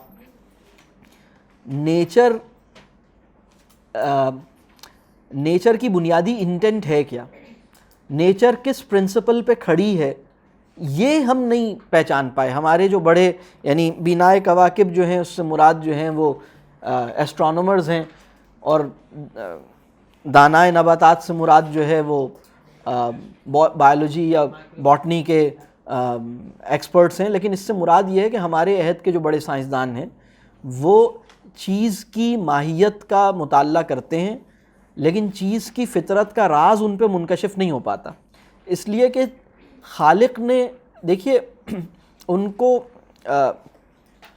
یعنی یہ ساری چیزیں کیوں پیدا ہوئی ہیں اور یہ کس اصول کے تحت چل رہی ہیں، یہ ان تک منکشف نہیں ہو پایا. لہٰذا جو چیزیں تھیں کائنات کی وہ نشانی محسوس نہیں ہوئیں. یعنی چیزوں کے بارے میں ان کا علم ایک مسلمان سے زیادہ ہے، لیکن اتنا علم رکھنے کے، چاند کے بارے میں اتنی معلومات رکھنے کے باوجود چاند کو نشانی نہ سمجھ پانا، پھول کو اتنا جاننے کے باوجود پھول کو نشانی نہ سمجھ پانا، ستاروں کے بارے میں اتنا معلوم ہونے کے باوجود ستارے کو نشانی تسلیم نہ کر سکنا، یہ وہ مسئلہ تھا. یعنی وہ فطرت کا سرود ازلی. سرود ازلی بہت خوبصورت اصطلاح ہے. مطلب اگر یعنی جس نے ازل سے ابد تک فطرت کے اصول پیدا کیے، اس نے یہ بتایا تھا نا کہ کائنات کی ہر شے سجدہ کر رہی ہے، کائنات کی ہر شے اللہ کی تسبیح بیان کر رہی ہے. تو اس پوائنٹ تک اس کی ریئلائزیشن نہیں ہو پا رہی تھی. تو دوسری وجہ جو تھی، یعنی پہلی وجہ تو وہ کہہ لیجئے خرد کے نظریات جو تھے وہ ہر وقت چینج ہو رہے تھے، خرد کہتے ہیں عقل کو. دوسری وجہ یہ تھی کہ فطرت کا جو سرود ازلی تھا وہ سائنٹسٹ اس کو نہیں ریئلائز کر پائے تھے. یعنی وہ چیزوں کے بارے میں جانتے تھے، چیزوں تمام چیزیں جس کامن پرنسپل کے تحت چل رہی ہیں. ہاں سرود ازلی کہہ لیجئے کہ وہ یہ ایک شاعرانہ اصطلاح میں یہاں پہ استعمال ہوا ہے. سرود کا جو مطلب ہے وہ تو سرود ازلی کہہ لیجئے وہ ایک نغمہ ہے جو پہلے سے چل رہا ہے، لیکن پوائنٹ یہ ہے کہ تمام چیزیں جو کچھ بھی کائنات میں تھا وہ جس پرنسپل پہ یعنی اس کا جو گورننگ پرنسپل تھا اور اس کا جو انٹینٹ آف کریشن تھا اور اس کا جو فطرت ساز تھا، اس کا یعنی فاطر ہستی سے چیزوں کی فطرت کنیکٹ نہیں، یعنی چیزوں کی فطرت نہیں ڈسکور کی، لہٰذا فاطر سے اس کو کنیکٹ بھی نہیں کر سکے. چیزوں کے بارے میں بہت جانتے ہیں لیکن ہاں کائنات میں ردم ہے، لیکن وہ تو کائنات کی یعنی ان کائنات کی وہ توجیہ نہیں نکال پائے جس سے کائنات کا مقصد تخلیق ان پہ واضح ہو، جس سے وہ اللہ تک پہنچ سکیں. تو یہ وہاں کی سائنس یہ نہیں کر پا رہی تھی. تو یہ انہوں نے جو ماڈرن سائنس تھا اس کا یہ پرابلم بتایا، ماڈرن سائنس کی یہ جو بلائنڈنس ہے اس کو انہوں نے دکھایا. تیسرا جو پوائنٹ تھا، آج آنکھ نے دیکھا تو وہ عالم ہوا ثابت، میں جس کو سمجھتا تھا کلیسا کے خرافات. آج آنکھ نے دیکھا، یہ تیسری وجہ ہے. یعنی میں سینسری ایکسپیرینس پر ڈپینڈنٹ تھا کسی چیز کو ماننے کے لیے. جب تک حس بصارت کی گرفت میں خدا نہ آ سکے میں خدا کو خدا نہیں مانوں گا. یہ وہ ضد تھی جہاں پر پوری تہذیب کھڑی تھی. مطلب نور بصیرت اگر کسی ہستی کا اثبات، میرا نور بصیرت مجھے کسی ہستی کا اثبات نہیں کرا پا رہا، میں اپنی حس بصارت کی گرفت میں اپنے خدا کو لے کے آنا چاہتا ہوں. میں کہتا ہوں میری آنکھوں، ان آنکھوں سے 6x6 کی جس کی بینائی ہے اس کی گرفت میں کیوں نہیں آ پا رہا. تو وہ اس کو ہم کہتے ہیں کہ وہ ایک سینسری ایکسپیرینس جو تھا وہ اس کی، یعنی یہ بھی یہ اشارہ ہے اس ایپسٹیمولوجی کی طرف جس پہ پوری جو ویسٹرن علوم تھے وہ کھڑے ہوئے تھے. یعنی اس کی اپنی تفصیلات ہیں، اس میں لاجیکل پازیٹیوزم کا ایک پورا تصور پایا جاتا ہے. اس میں ایک خاص ایپسٹیمولوجی ہے جس کے اندر آپ چیزوں کو جب تک ویریفائی نہیں کریں گے، جب تک چیزوں کو ٹیسٹ نہیں کریں گے یا حسی تجربہ نہیں کریں گے، یا تب تک ہم اس چیز کی اس کے وجود کو تسلیم نہیں کریں گے. تو یہ تیسرا میرا ہینڈی کیپ تھا. اور چوتھا ہینڈی کیپ یہ تھا کلیسا کے خرافات. یعنی اس سے مراد یہ ہے کہ کلیسا سمبل ہے کہہ لیجئے ریلیجیس اتھارٹی کا. تو مجھے ریلیجن جہاں سے مل رہا تھا، یعنی یہاں کلیسا سے مراد عیسائیت نہیں ہے، یہاں کلیسا سے مراد جو بھی ریلیجن. تو کلیسا کا جو ریٹورک تھا یا کلیسا کا جو نیریٹو تھا وہ میرے لیے سینسیبل نہیں بنا تھا. میں اس نیریٹو سے کنیکٹ نہیں کر پا رہا تھا. کلیسا جو کچھ بھی بول رہا تھا وہ مجھے خرافات لگ رہے تھے، کیونکہ میں کچھ اور بات، یعنی وہ جو زبان بول رہے تھے، ان کا اسلوب بھی، ان کا مدعا بھی، ان کا کانٹینٹ بھی، وہ مجھے کچھ اور ہی باتیں کر رہے تھے. مطلب وہ مجھے بالکل عقل سے بالاتر باتیں معلوم ہوتی تھیں. میرے لیے وہ انٹلیکچولی اپیلنگ نہیں تھا. اچھا اگر آپ غور کریں گے تو آپ کو آج کے ماڈرن مین کے اندر یہ چاروں وجوہات آج بھی نظر آئیں گی. آپ کو خدا سے بیگانگی کی جو وجوہات ہیں، یہ 5 وجہ. اب میں 5ویں وجہ پہ آتا ہوں. ہم بندے شب و روز میں جکڑے ہوئے بندے، یہ 5ویں وجہ ہے. تو خالق آثار و نگارندہ آنات. یعنی اب ہم بندے شب و روز میں جکڑے ہوئے بندے سے مراد یہ ہے کہ ہمارا جو لائف سائیکل ہے یا ہمارا جو لائف فارم ہے، ہمارا جو روٹین ہے، ہمارا جو لائف اسٹائل ہے، وہ ایک پنجرے کی طرح ہے. ہم اپنے لائف اسٹائل کے پنجرے میں قید ہیں. We are the prisoners of our lifestyle. اس میں صبح ہوتی ہے، رات ہوتی ہے، صبح ہوتی ہے، رات ہوتی ہے، صبح ہوتی ہے، رات ہوتی ہے. ایک بہت ہی ٹف ہے ہمارا روٹین جس میں moments for reflection unavailable ہو گئے ہیں ہی نہیں، ایگزسٹ نہیں کرتے. غور و فکر، سوچنا، بیٹھنا، اپنے اوپر غور، کائنات کے اوپر غور، اچھا میں کون ہوں، کیوں ہوں، کہاں سے آیا ہوں، کیوں آیا ہوں، کرنا کیا تھا مجھے. تو ہم بندے شب و روز میں جکڑے ہوئے بندے جو ہے، یہ بڑا خوبصورت اصطلاح ہے. مطلب اس کا مطلب یہ ہے کہ میں یعنی اپنی روزانہ کی اپنے جو نظام الاوقات کی غلام گردش میں پسا ہوا آدمی ہوں. یعنی میرے صبح شام مجھے بالکل ہلنے نہیں دیتے، کچھ کرنے نہیں دیتے. تو یہ ایک مطلب اس کا یہ ہے. لیکن ایک مطلب اس کا اور بھی بنتا ہے. ایک مطلب اس کا یہ بنتا ہے جو انسان اور اللہ سے تعلق میں انسان دیکھتا ہے کہ بھائی ہم تو یعنی جو دوسرا مطلب ہے وہ ایک اور مطلب ہے، اور وہ ہے مسئلہ، اگر میں اس کو مسئلہ جبر و قدر. مسئلہ جبر و قدر جو ہے وہ خدا کے انکار کا بہت بڑا حوالہ اس وقت مسئلہ جبر و قدر بنا ہوا ہے ہماری دنیا میں. مطلب ابھی میں اس کی تفصیل میں نہیں جا سکتا. یعنی یہ ہے کہ بھائی آپ ہی ہر چیز پہ قادر ہیں. آپ کہہ رہے ہیں کہ آپ کے پاس سارا اختیار ہے، آپ نے ہی سب کچھ پیدا کیا ہے. آپ نے مجھے ایسی لائف کیوں دی ہے بھائی؟ میں تو اس لائف میں پھنس گیا ہوں. میری سچویشن، میرے سرکمسٹانسز، اتنی مزریز، اتنی مزریبل لائف، تو میں تو پھنسا ہوا ہوں. میں کہاں؟ تو انسان اپنی مزریز کو دیکھتا ہے اور خدا سے جو ہے وہ شکایت لگاتا ہے اور کہتا ہے کہ اچھا اگر خدا وہ ہے جس کے اذن سے آسانی بھی ہے اور مشکل بھی ہے، تو میں اتنی مشکل میں کیوں ہوں؟ تو میں نہیں مانتا اس خدا کو جو مشکلیں بھیجتا ہے۔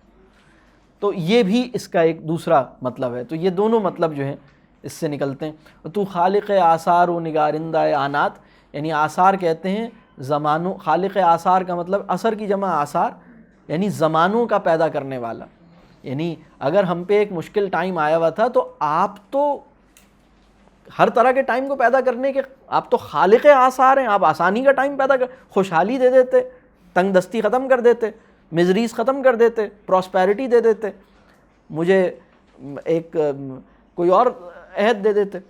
تو یہ ایک اس کا خالق آثار۔ اور نگارندہ آنات کا مطلب یہ ہے کہ نہ صرف یہ کہ زمانے کو پیدا کرنے والا ہے، زمانہ ایک بڑا ٹائم فریم ہے، اور آنات سے مراد ہے کہ بالکل چھوٹے چھوٹے پل ابھی اس وقت، یعنی جو ایرا سے لے کے مومنٹ تک ہر ایک کو تو کریٹ کرتا ہے، ہر ایک پہ تو پورے طور پر اس، یعنی تیری قدرت مومنٹ کے اوپر بھی کار فرما ہوتی ہے، تیری قدرت جو ہے وہ ایک بڑے عہد کے اوپر بھی کار فرما ہوتی ہے۔ تو مطلب وقت کا بدلنا تیرے لیے کوئی مسئلہ ہی نہیں ہے، اور میں وقت کے اندر جکڑا ہوا ہوں۔ تو یہ جو، تو ذرا سا ہم اسے دیکھتے ہیں، یہ اب اس کو یہ ہے، اچھا یہ اس طرح بند ہے نہیں، یہ پوری نظم جیسے کہ بعض نظمیں بند مختلف بند ہوتے ہیں اس طرح اس میں منقسم نہیں ہے، یہ ایک ہی پیس ہے۔ تو ایک مضمون یہاں پر جا کے کمپلیٹ ہوتا ہے جس میں ہم بھی 5 وجوہات دیکھتے ہیں، اور ذرا سا اس کو پیچھے سے دیکھتے ہیں۔ انفس و آفاق میں پیدا تیرے آیات، حق یہ ہے کہ ہے زندہ و پائندہ تیری ذات، میں کیسے سمجھتا کہ تو ہے یا کہ نہیں ہے، ہر دم متغیر تھے خرد کے نظریات، محرم نہیں فطرت کے سرود ازلی سے، بینائے کواکب ہو کے دانائے نباتات، آج آنکھ نے دیکھا تو وہ عالم ہوا ثابت، میں جس کو سمجھتا تھا کلیسا کے خرافات، ہم بندے شب و روز میں جکڑے ہوئے بندے، تو خالق آثار و نگارندہ آنات۔ اب یہاں سے دوسرا مضمون شروع ہوتا ہے۔ ایک بات اگر مجھ کو اجازت ہو تو پوچھوں، حل کر نہ سکے جس کو حکیموں کے مقالات۔ بہت آسان ہے، اگر اجازت ہو تو میں ایک سوال آپ سے کروں، ایک ایسا سوال جس کو بڑے بڑے فلاسفرز سولو نہیں کر سکیں یا بڑے بڑے لوگ اس کا جواب نہیں دے سکیں۔ پوائنٹ یہ ہے کہ میں نے یہ سوال اور بھی لوگوں سے کیا جو بہت علامہ بنتے ہیں، لیکن اس کا جواب، ایسا جواب جو مجھے جواب میں معلوم ہو، مجھے سیٹسفائی کرنے والا جواب نہیں مل پایا ان سے۔ اچھا یہ سوال ہی یہ بتا رہا ہے، سوال کا لہجہ یہ بتا رہا ہے کہ سوال کچھ خطرناک ہے، کیونکہ اجازت وغیرہ مانگ کے سوال کرنے کی کوشش کر رہا ہے۔ ایک بات اگر مجھ کو اجازت ہو تو پوچھوں، تو ہم اجازت لے کے سوال اس وقت کرتے ہیں جب سوال میں گڑبڑ زیادہ ہو۔ جیسے آپ ناراض تو نہیں ہوں گے ایک بات پوچھوں، تو یہ سوال عموماً مطلب ہم ایسے وقت ہی کرتے ہیں جب ناراض ہونے کی ضرورت ہو۔ تو جب تک میں جیا خیمہ افلاک کے نیچے، کانٹے کی طرح دل میں کھٹکتی رہی یہ بات۔ خیمہ افلاک کا مطلب یہ ہے کہ اس آسمان کے نیچے، یعنی اس کا مطلب یہ ہے کہ جب تک میں پلانٹ ارتھ پہ رہا، during my life on planet Earth, یہ بات ہے، تو اس وقت مجھے ایک بات کانٹے کی طرح میرے دل میں کھٹکتی رہی۔ اور کھٹکتی جو ہے نا، یہ بہت زبردست مطلب بات ہے کہ دل میں کھٹکتی کیا چیز ہے؟ دل میں کھٹکتا اس وقت ہے جب آپ، دل میں کھٹکنا جو ہے وہ ڈاؤٹ کا کریکٹرسٹک ہے، دل میں کھٹکنا۔ جب ہم کہتے ہیں نا یہ بات میرے دل میں کھٹک رہی ہے، تو اس کا مطلب ہے ڈاؤٹ ہے، اور دل میں کھٹکنا جسٹیفائڈ ڈاؤٹ، بعض اوقات ڈاؤٹ کی جسٹیفیکیشن کا بھی استعارہ ہے اور ڈاؤٹ کا بھی استعارہ ہے، دل میں کھٹکتی۔ تو جب تک میں جیا خیمہ افلاک کے نیچے، کانٹے کی طرح دل میں کھٹکتی رہی یہ بات۔ اب وہ بات کیا ہے؟ اب وہ بات بیان کرنے سے پہلے پھر تمہید باندھ رہا ہے۔ گفتار کے اسلوب پہ قابو نہیں رہتا، جب روح کے اندر متلاطم ہو خیالات۔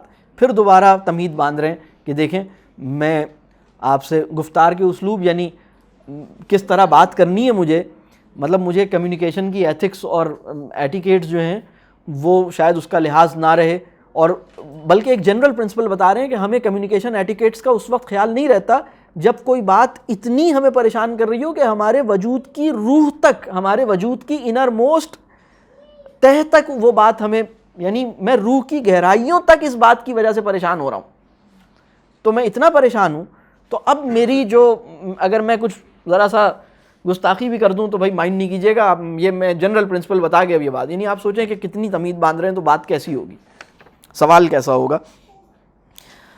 گفتار کے اسلوب پہ قابو نہیں رہتا جب روح کے اندر متلاطم ہو خیالات.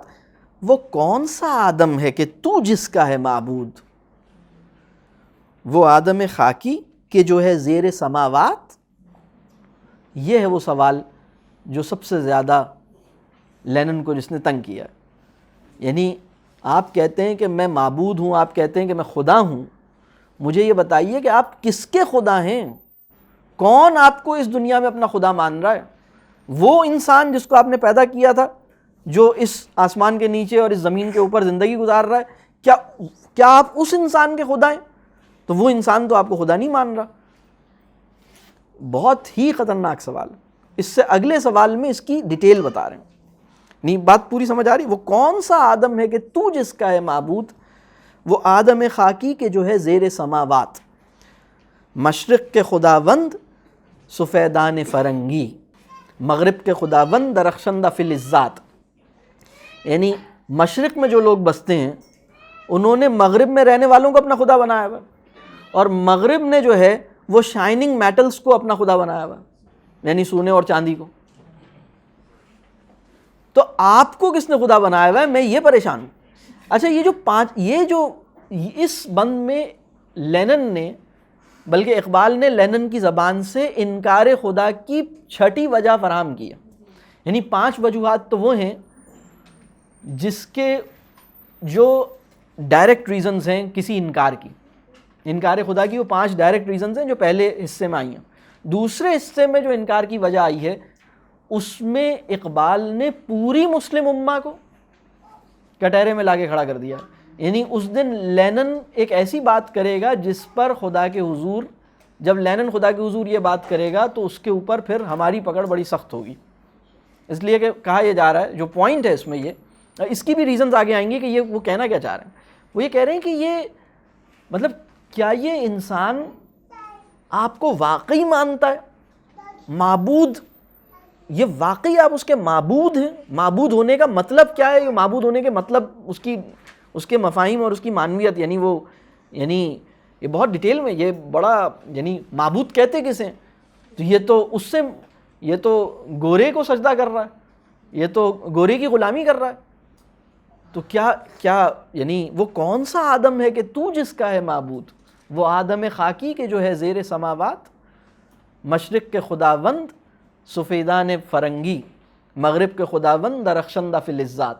یہ یہاں پر یعنی اس میں جو پوائنٹ ہے وہ یہ ہے کہ مذہبی سوسائٹی نے، ریلیجیس سوسائٹی نے اپنے کیریکٹر سے اور اپنے نیریٹو سے، یعنی اپنے نیریٹو سے خدا کے اوپر قائل نہیں کیا. یہ بات تو کلیسا کے خرافات میں پیچھے حصے میں جا چکی ہے.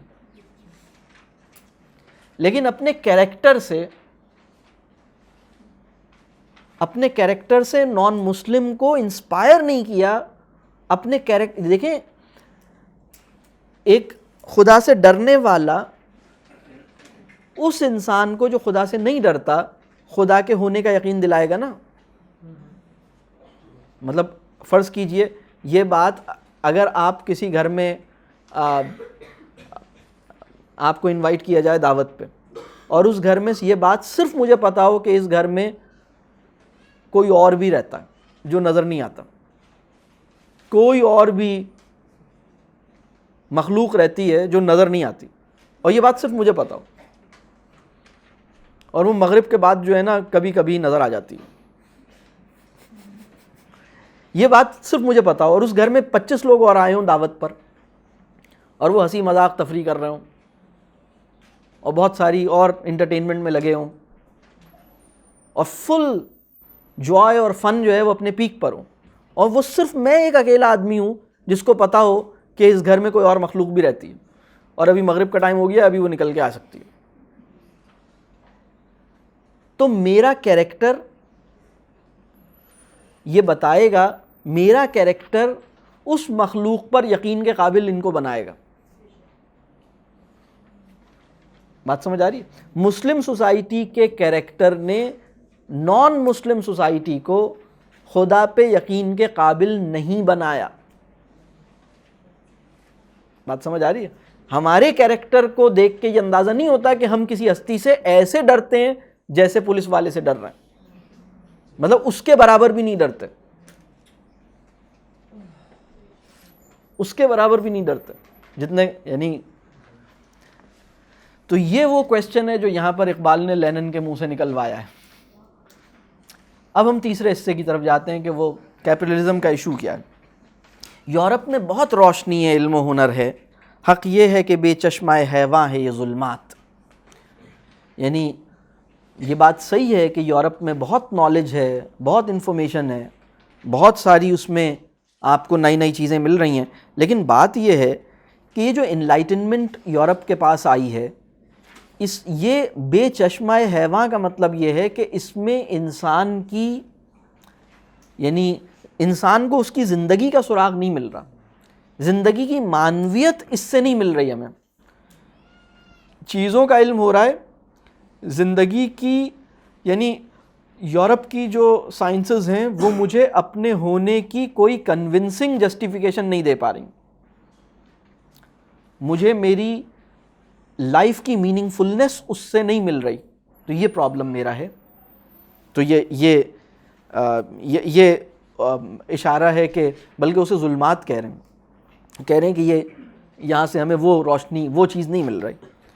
رانائی تعمیر میں، رونق میں، صفا میں، یعنی آرکیٹیکچر میں، اور اس کی جو ہے وہ کہہ لیجئے اس کی پریسٹیج میں یا اس کی شان میں، اور اس کی جو ہے وہ اس کی مینٹیننس میں. گرجوں سے کہیں بڑھ کے ہیں بینکوں کی عمارات. یعنی جو فائنینشیل انسٹیٹیوشنز ہیں وہ ریلیجیس انسٹیٹیوشنز کے مقابلے میں اپنے آرکیٹیکچر میں، اپنی مینٹیننس میں، اپنی ویلیو میں، سوسائٹی میں کی سینٹرلٹی کے لحاظ سے، سوسائٹی میں لوگوں کی توجہ حاصل کرنے کے لحاظ سے کہیں بڑھ کے ہیں. اور یہ جو بینک کا لفظ استعمال ہوا ہے اور گرجا کا لفظ استعمال ہوا ہے، یہ ایک ہی فریز کے اندر اقبال نے کیپٹلزم کا جو سب سے میجر انسٹیٹیوشن ہے وہ بینک ہے، یعنی اور جو ریلیجیس کہہ لیجئے ٹریڈیشن ہے اس کا جو سب سے اہم، یعنی آپ مسجد کہیں، گرجا کہیں، کلیسا کہیں، وہ یہ ایک استعارہ ہے، مطلب یہ ایک سمبل ہے. اس سے مراد یعنی تو سوسائٹی ان پر اس طرح سے توجہ نہیں دے رہی. اور رونق سے ایک مراد یہ بھی ہے کہ یہاں لوگ آتے ہی نہیں ہیں، یہاں لوگ آتے ہیں، لوگوں کے آنے سے بھی رونق ہوتی ہے. تو یہاں یہ توجہ اس کو وہ حاصل نہیں ہوئی. رانائی تعمیر سے مراد جو آرکیٹیکچرل گرینڈر ہے، اس کا جو آرکیٹیکچرل بیوٹی ہے اس کی.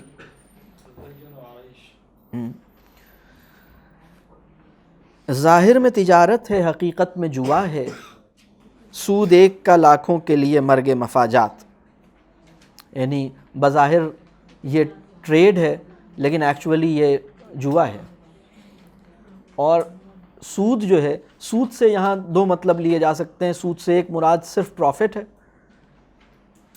یعنی اور سود سے ایک مراد وہ انٹرسٹ ہے جسے ہم ربا کہتے ہیں. سود سے ایک مراد فائدہ ہے، سود سے ایک مراد ربا ہے. دونوں کے اندر دونوں میں سے کوئی بھی مطلب لیں، بات پوری سمجھ میں آ جاتی ہے کہ کیپٹلزم کے اندر چند لوگوں کو فائدہ ہوتا ہے اور باقی سب کو جو ہے وہ سب کی ایکسپلائٹیشن ہوتی ہے، سب کو نقصان ہوتا ہے. اور دوسرا وہ جو ربا ہے، اگر ربا بھی ہے تو وہ بھی پوری سوسائٹی کے لیے اس میں نقصان ہے اور ایک آدمی کا اس میں فائدہ ہے. یہ علم، یہ حکمت، یہ تدبر، یہ حکومت، پیتے ہیں لہو دیتے ہیں تعلیم مساوات. تو علم سے مراد یہاں ایپسٹیمالوجی ہے، یعنی سائنس. یہاں علم سے مراد وہ علم سے مراد سائنٹیفک میتھڈ ہے یہاں پر. اور حکمت سے مراد وہ نالج جو سائنٹیفک میتھڈ کے نتیجے میں نکل کے آ رہی ہے. اور تدبر سے مراد وہ ریسرچ جو ہم گریک فلسفی پہ کر رہے ہیں، یا وہ ریسرچ جو ہم جو کچھ بھی سائنس ہمیں دے رہی ہے اس کے اوپر فردر جو ہم ریسرچ کر رہے ہیں اس کو یہاں تدبر اس سے مراد ہے. اور یہ حکومت سے مراد یہ ہے کہ جو فارم آف پالیٹکس اب ایمرج ہوا ہے, یعنی مثال کے طور پر اس سے ڈیموکریسی بھی ہو سکتی ہے, اس سے اور بھی چیزیں ہو سکتی ہیں, جو سسٹم آف گورننس اس کے نتیجے میں پیدا ہو رہا ہے, جو پولیٹیکل آرڈر اس کے نتیجے میں پیدا ہوا ہے, یہ سب جو ہیں پیتے ہیں لہو دیتے ہیں تعلیم مساوات. یعنی یہ جو کچھ بھی ہے, چاہے یہ ریسرچ ہو, چاہے یہ سائنس ہو, چاہے اس کی فائنڈنگز ہوں, یہ سب جو ہیں یہ انسان کو ایکسپلائٹ کر رہے ہیں, انسان کے لیے مفید نہیں ہیں. ان کی فائنڈنگز اور ان کے فروٹس جو ہیں وہ انسان کے لیے غیر نافع بنتے جا رہے ہیں. اور یہ جو ان کا سلوگن ہے وہ یہ ہے کہ ہم سب کے لیے یعنی برابری کا سلوگن ان کا یہ ہے, لیکن ایکچولی ایسا ہے نہیں. بیکاری و اریانی و میخاری و افلاس, ان امپلائمنٹ, اور جناب نیوڈیٹی, اور جناب ڈرنکنگ اور پاورٹی, یہ کیا کم ہے فرنگی مدنیت کے فتوحات. یعنی فرنگی مدنیت کا مطلب یہ ہے کہ ویسٹرن سویلائزیشن.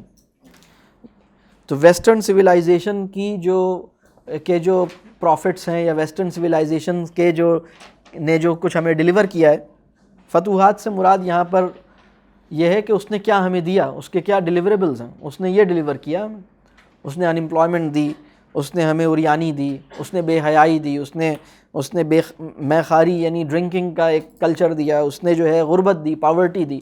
اور پاورٹی جو ہے وہ آپ دیکھیں کہ پاورٹی کی کیا شکل ہے اس وقت دنیا میں, کس طرح لوگ یہ جہاں بھی کیپٹلزم ہے وہاں کے کیا مسائل ہیں. یعنی اب تو پوری دنیا میں ہی ہے کیپٹلزم, تو پوری دنیا میں ہی پاورٹی آپ کو نظر آئے گی. فتوحات کو تنزیہ انداز میں, بالکل.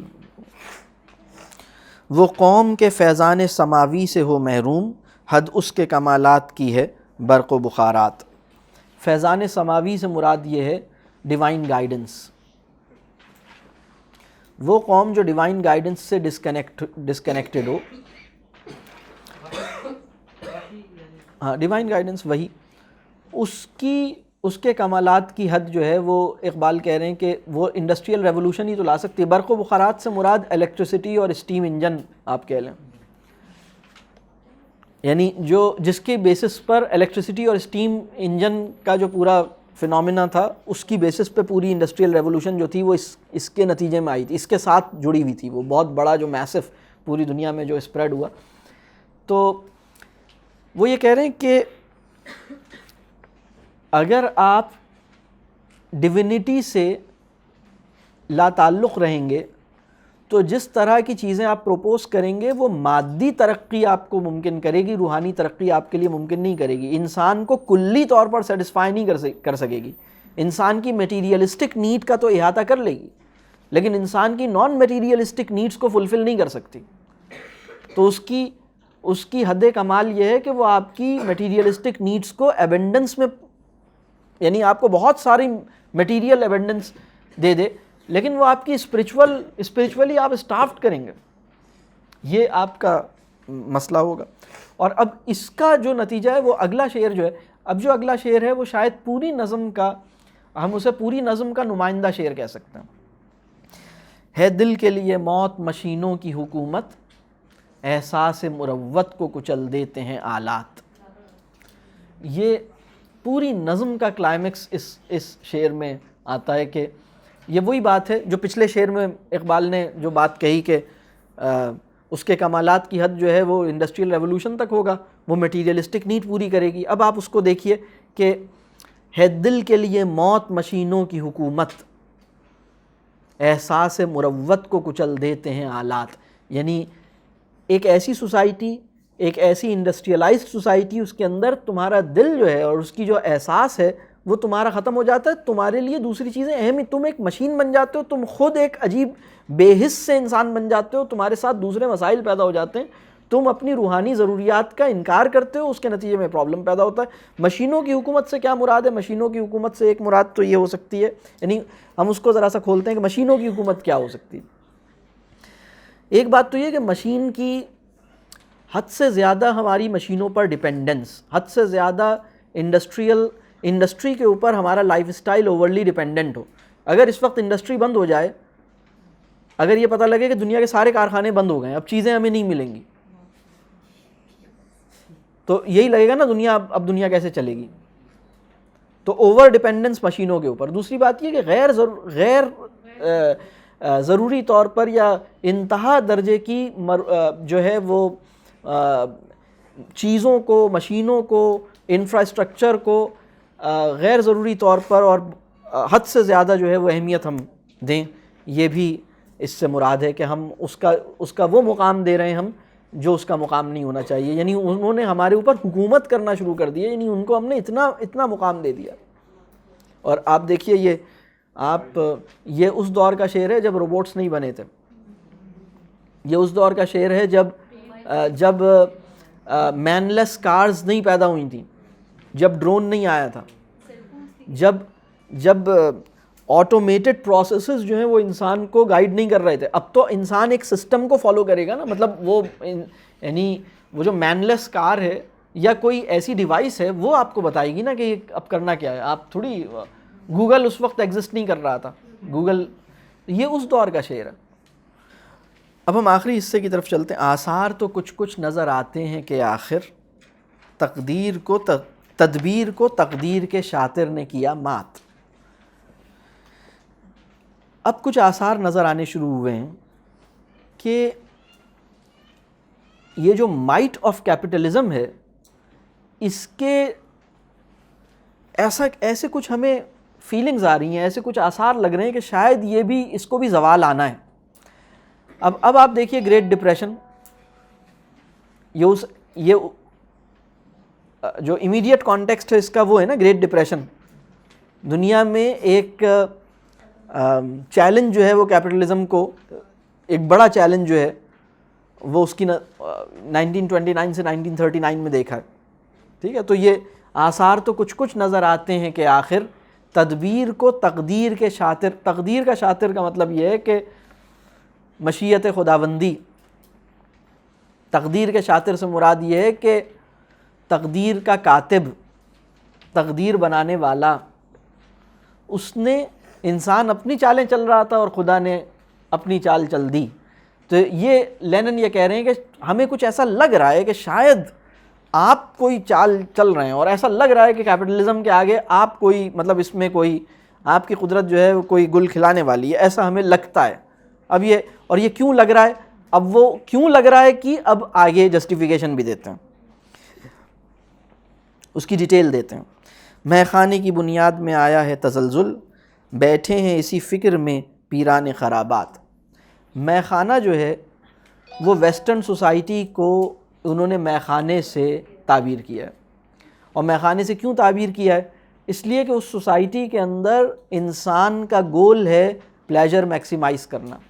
انسان کا گول ہے اپنی لائف کے اندر مست ہو جانا، انٹرٹینمنٹ کو سیکھ کرنا، اپنی لائف میں مست ہو جانا، گم ہو جانا، عیش. یعنی مطلب سب سے اچھی لائف وہ ہے جو سب سے زیادہ عیش کر رہا ہے. تو پوری ویسٹرن سوسائٹی کے لیے یعنی اس سے خوبصورت سمبل کیا ہو سکتا ہے؟ مے خانہ. مے خانے کی بنیاد میں آیا ہے تزلزل، یعنی زلزلہ آ گیا ہے مے خانے کی بنیاد میں، اور بیٹھے ہیں اسی فکر میں پیران خرابات. پیران خرابات کا مطلب یہ ہے کہ جو اتھارٹیز ہیں اس مے خانے کی، جو بڑے ہیں اس مے خانے کے، وہ پریشان ہو گئے ہیں کہ ہماری سوسائٹی آگے کیسے فنکشن کرے گی. چہروں پہ جو سرخی نظر آتی ہے سر شام، یا غازہ ہے یا ساغر و مینا کی کرامات. اس وقت جو ویسٹرن سوسائٹی میں لوگوں کے چہروں پر اگر کوئی آپ کو ان کے چہرے پہ اگر کوئی خوشی اور آسودگی اور اگر کوئی کسی لیول پر ہیپینس نظر آتی ہے تو وہ ہیپینس یا تو ان کے کاسمیٹکس کی وجہ سے، غازہ کہتے ہیں وہ جو آپ نے اوپر سے پاؤڈر وارڈر کچھ لگا لیتے ہیں آپ کاسمیٹک، یعنی فیس کے اوپر کچھ میک اپ، یا تو وہ they are looking happy and satisfied. دو میں سے ایک وجہ ہو سکتی ہے، یا تو وہ ان کا میک اپ ہے، یا پھر انہوں نے جو ہے وہ ڈرنک ہیں، یا تو انہوں نے یعنی انہیں سکون، اصل میں جسے سکون کہتے ہیں، یعنی یہ اشارہ ہے اس بات کی طرف کہ جسے سکون کہتے ہیں اس سوسائٹی میں ان کے چہروں پر وہ سکون نظر نہیں آتا. اگر کسی کو یہ محسوس، اگر ویسٹرن سوسائٹی کے کسی انڈیویجول کو دیکھ کر آپ کو یہ گمان ہو رہا ہے، یہ ہم جنرل بات کر رہے ہیں کہ اگر ہمیں یہ گمان ہو کہ یہ بہت سکون اس کے پاس ہے، تو یہ آپ کا واہمہ ہے. سکون وکون نہیں ہے وہاں پر، وہ بہت پریشان ہے. سکون اس لیے ہے کیونکہ اس نے ایک میک اپ کیا ہوا ہے، یا مطلب چہرے پہ ایک ایسا اس نے اپنا ماسک بنایا ہوا ہے کہ وہ ایسا لگ رہا ہے کہ وہ they are looking happy and satisfied and peace, لیکن وہ actually they are not in peace. اور یا پھر وہ ڈرگز انہوں نے لی ہیں، تو کسی وجہ سے یا وہ ڈرنک کیا ہے انہوں نے، تو ان کا سکون جو ہے وہ اصل میں سکون نہیں ہے ان کا. تو قادر و عادل ہے مگر تیرے جہاں میں ہیں تلخ بہت بندہ مزدور کے اوقات.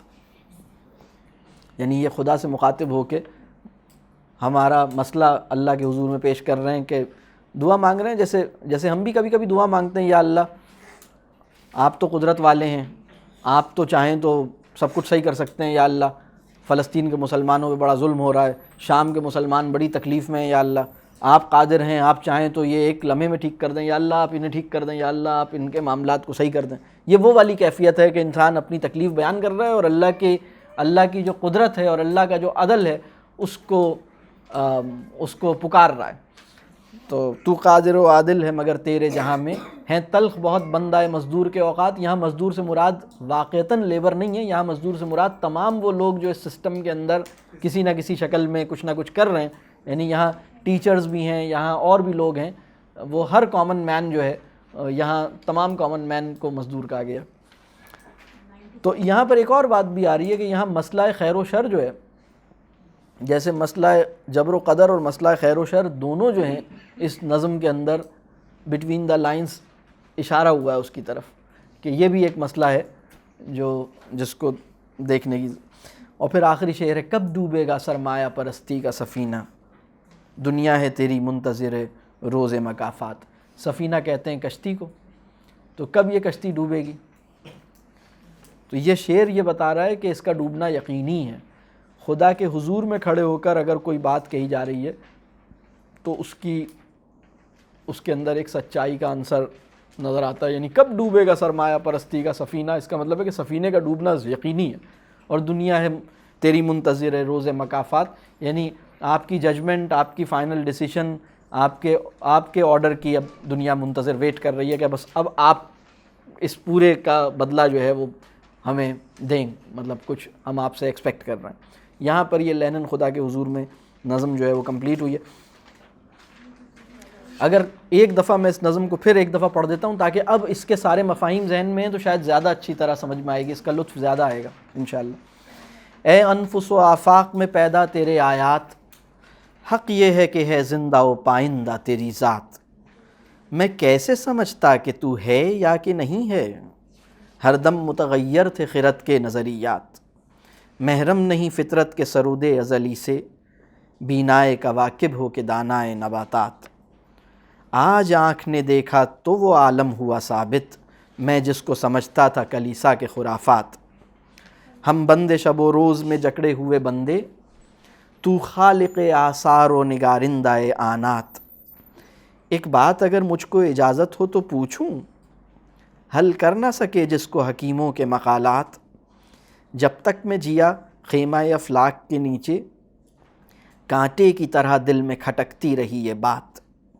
گفتار کے اسلوب پہ قابو نہیں رہتا جب روح کے اندر متلاطم ہو خیالات. وہ کون سا آدم ہے کہ تو جس کا ہے معبود، وہ آدم خاکی کے جو ہے زیر سماوات. مشرق کے خداوند سفیدان فرنگی، مغرب کے خداوند رخشندہ فلزات. یورپ میں بہت روشنی ہے، علم و ہنر ہے، حق یہ ہے کہ بے چشمہ حیواں ہے یہ ظلمات. رانائی تعمیر میں، رونق میں، صفا میں، گرجوں سے کہیں بڑھ کے ہیں بنکوں کی عمارات. ظاہر میں تجارت ہے، حقیقت میں جوا ہے، سود ایک کا لاکھوں کے لیے مرگ مفاجات. یہ علم، یہ حکمت، یہ تدبر، یہ حکومت، پیتے ہیں لہو دیتے ہیں تعلیم مساوات. بیکاریوں اور یانیوں میں خاری و افلاس، کیا کم ہے فرنگی مدنیت کے فتوحات؟ وہ قوم کے فیضان سماوی سے ہو محروم، حد اس کے کمالات کی ہے برق و بخارات۔ ہے دل کے لیے موت مشینوں کی حکومت، احساس مروت کو کچل دیتے ہیں آلات۔ آثار تو کچھ کچھ نظر آتے ہیں کہ آخر تدبیر کو تقدیر کے شاطر نے کیا مات۔ میخانے کی بنیاد میں آیا ہے تزلزل، بیٹھے ہیں اسی فکر میں پیران خرابات۔ چہروں پہ جو سرخی نظر آتی ہے سر شام، یا غازہ ہے یا ساغر و مینا کی کرامات۔ تو قادر و عادل ہے مگر تیرے جہاں میں ہیں تلخ بہت بندہ مزدور کے اوقات۔ کب ڈوبے گا سرمایہ پرستی کا سفینہ، دنیا ہے تیری منتظر روز مکافات۔ اس کے بعد جو دو چھوٹی نظمیں ہیں میں ان پہ اتنی تفصیل سے بات نہیں کروں گا، لیکن ضروری سمجھتا ہوں کہ وہ اس کا مختصر سا بیان ہو جائے تاکہ وہ بات مکمل ہو جائے۔ لینن نے خدا کے حضور میں جو اپنی عرضی پیش کی، اس پہ فرشتوں کو حال آ گیا، اور فرشتے جو ہیں انہوں نے ایک کورس میں ایک نغمہ خدا کے حضور میں پڑھا، اور یہ جو گیت فرشتوں نے خدا کے بارگاہ میں گایا ہے، یہ گیت لینن کی عرضی پر ایک انڈورسمنٹ ہے۔ یعنی اس کی حیثیت ایسی ہے کہ جو لینن نے جو کچھ کہا ہے، ہم لینن سے تو کچھ نہیں کہہ رہے کیونکہ لینن نے تو آپ سے کہا ہے، ہم کہاں آپ کے بیاف پہ لینن سے کچھ کہیں، لیکن ہمیں بھی موقع مل گیا کہ اب ہم بھی کچھ بات، ہم اپنی آبزرویشنز بھی ایڈ کر دیں تاکہ لینن کی عرضی پہ ہم اپنی بھی اسٹیمپ لگا دیں تاکہ مزید اس کا وزن بڑھ جائے۔ تو اب دیکھیں فرشتے اپنی کیا آبزرویشنز دے رہے ہیں۔ اچھا، فرشتوں کا معاملہ یہ ہے، انسان اور فرشتے میں فرق یہ ہے کہ فرشتے جو ہیں وہ کچھ بھی دیکھنے پہ قادر ہوں گے، ہمارا یہ خیال ہے، جو انسانی آنکھ نہیں دیکھ پا رہی ہوگی۔ تو فرشتوں نے کچھ اور بھی احوال بیان کیے ہوں گے جو لینن بیان نہیں کر سکا ہوگا، تو وہ اس حصے میں آپ کو نظر آئے گا۔ بہت یہ تینوں نظمیں کنیکٹڈ ہیں، یہ تینوں بالکل تینوں نظمیں ایک ساتھ ہیں، تینوں نظمیں اسی ترتیب میں ہیں، یہ تینوں ایک ہی ڈرامہ ہے، یا ایک ہی سمجھ لیں اسٹوری ہے۔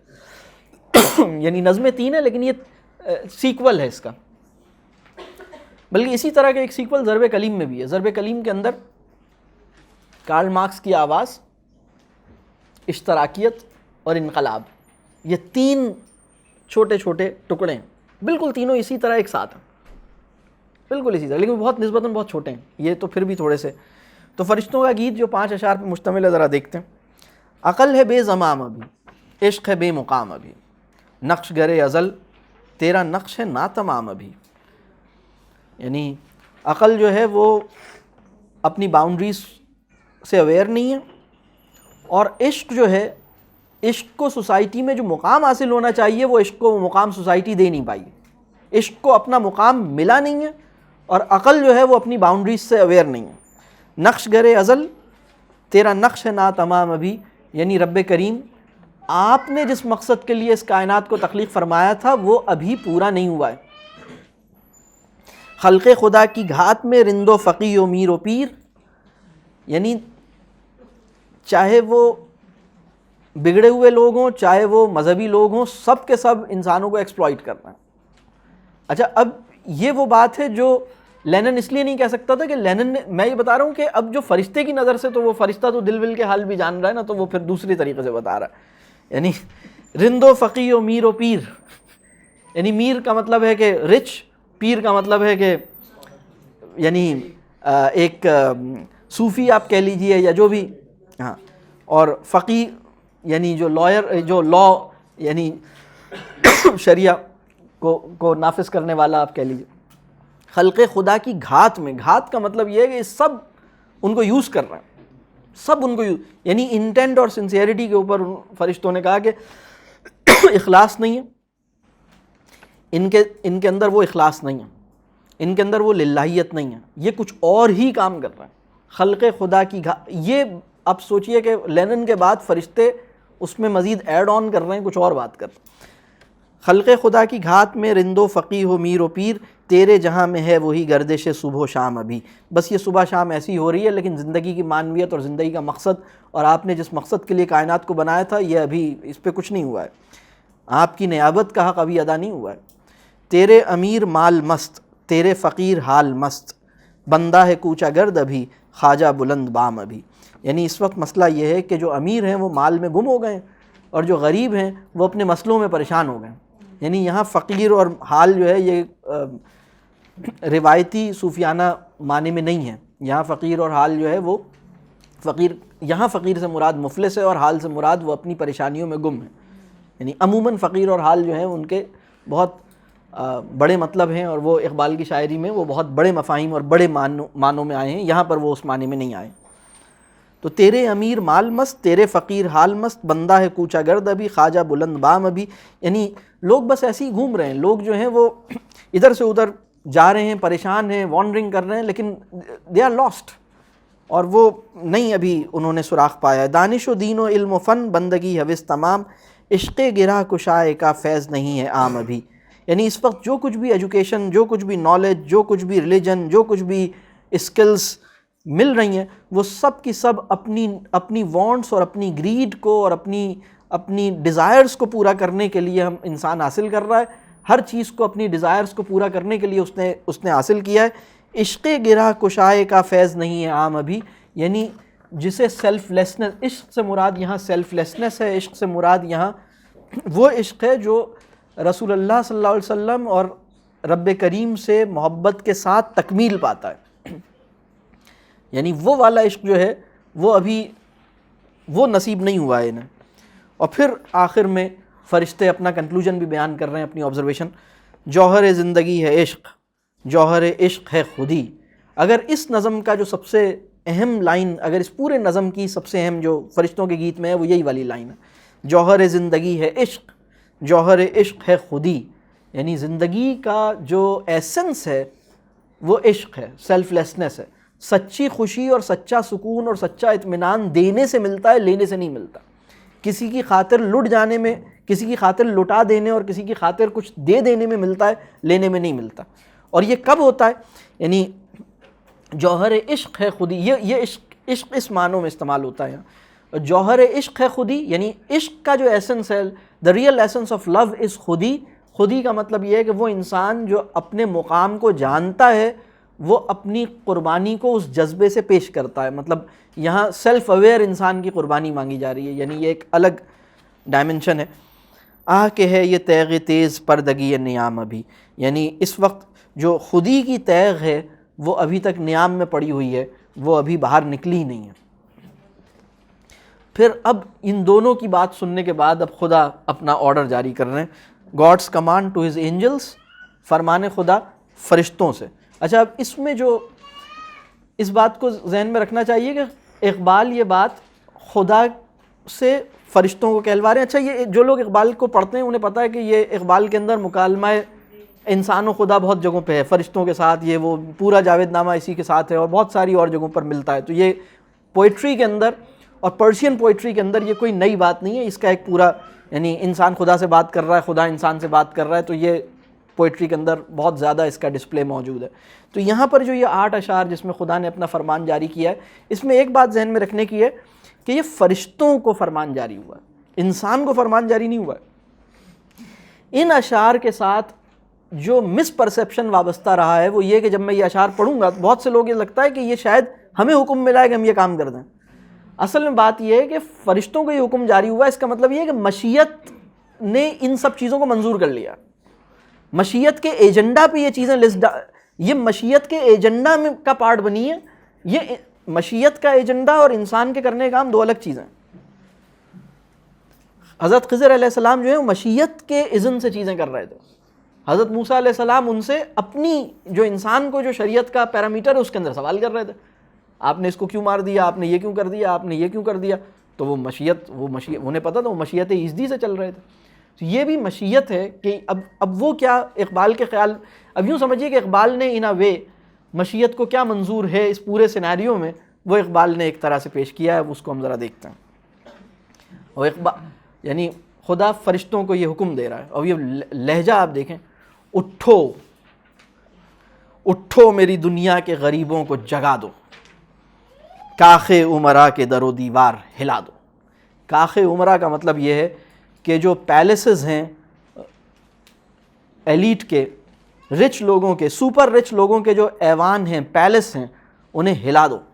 اٹھو میری دنیا کے غریبوں کو جگا دو، کاخ عمرا کے در و دیوار ہلا دو، گرماؤ غلاموں کا لہو سوز یقین سے، کنجش کے فرومایا کو شاہین سے لڑا دو. کنجش کے فرومایا کا مطلب یہ ہے کہ ایک بہت ڈرنے والا، بہت گھبرانے والا چھوٹا سا ننھا پرندہ ہے، ایک چھوٹے سے پرندوں کو شاہین سے لڑا دو. شاہین جو کہ بہت بہادر ہے. یہاں پر بھی شاہین جو ہے وہ اقبال کا جو نظم معنوی ہے، اقبال کا جو اپنا فکری نظام ہے، اس میں جو شاہین کا لفظ استعمال ہوتا ہے یہ اقبال کے روایتی شاہین نہیں ہے. یہاں شاہین سے مراد یعنی کوئی، اب میں تو یہاں اس کی جو انٹرپریٹیشن میں کرتا ہوں میں وہ بتاتا ہوں آپ کو. یہ شعر یعنی 1933-1934 کا ہوگا. 1955 میں ایگزیکٹلی ایسا ہی ہوا کہ ایک بہت چھوٹا سا ملک اور ایک بہت بڑی سپر پاور کی 19 سال وار رہی، ویتنام، 1955 سے 1975-74 تک.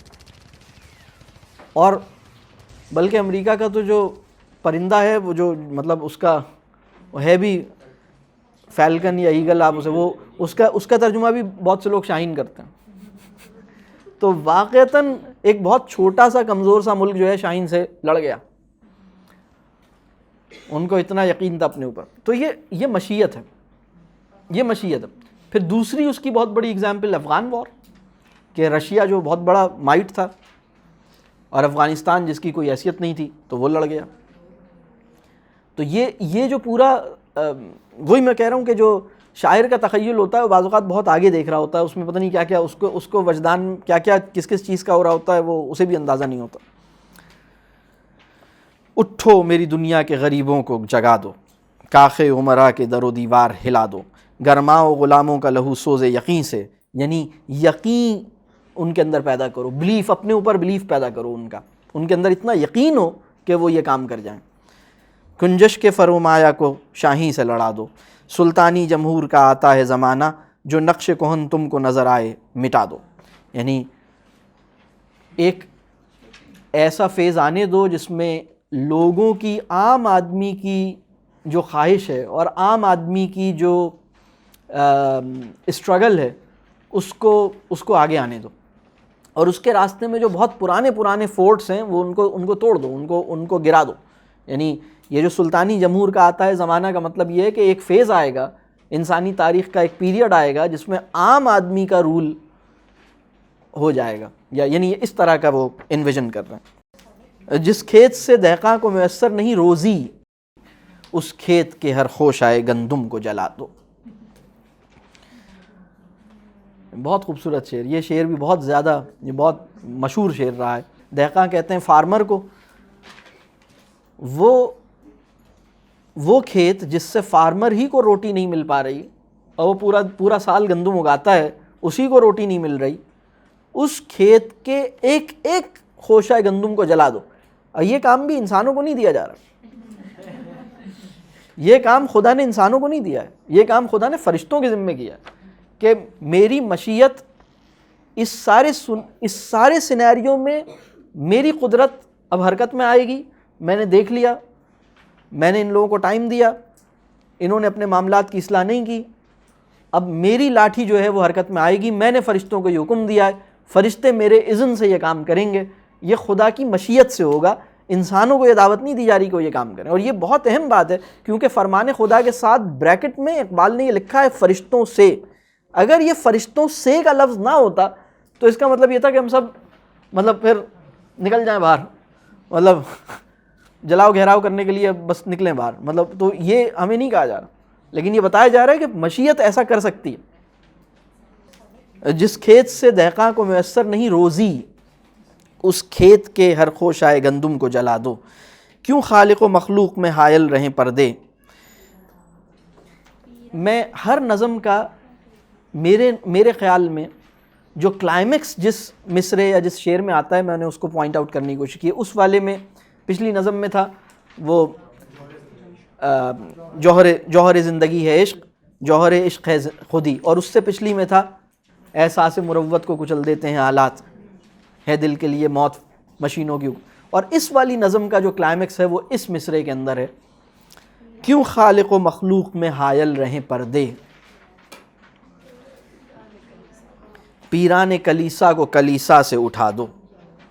یعنی یہ جو ریلیجیس اتھارٹیز ہیں، یہ جو اس وقت ریلیجیس اتھارٹیز ہیں، چونکہ انہوں نے میرا خوف لوگوں کے اندر نہیں پیدا کیا اور دین کی اصل سے انہیں نہیں جوڑا، اور یہ مجھ سے کنیکٹ نہیں ہوئے بلکہ ان سے کنیکٹ ہوئے،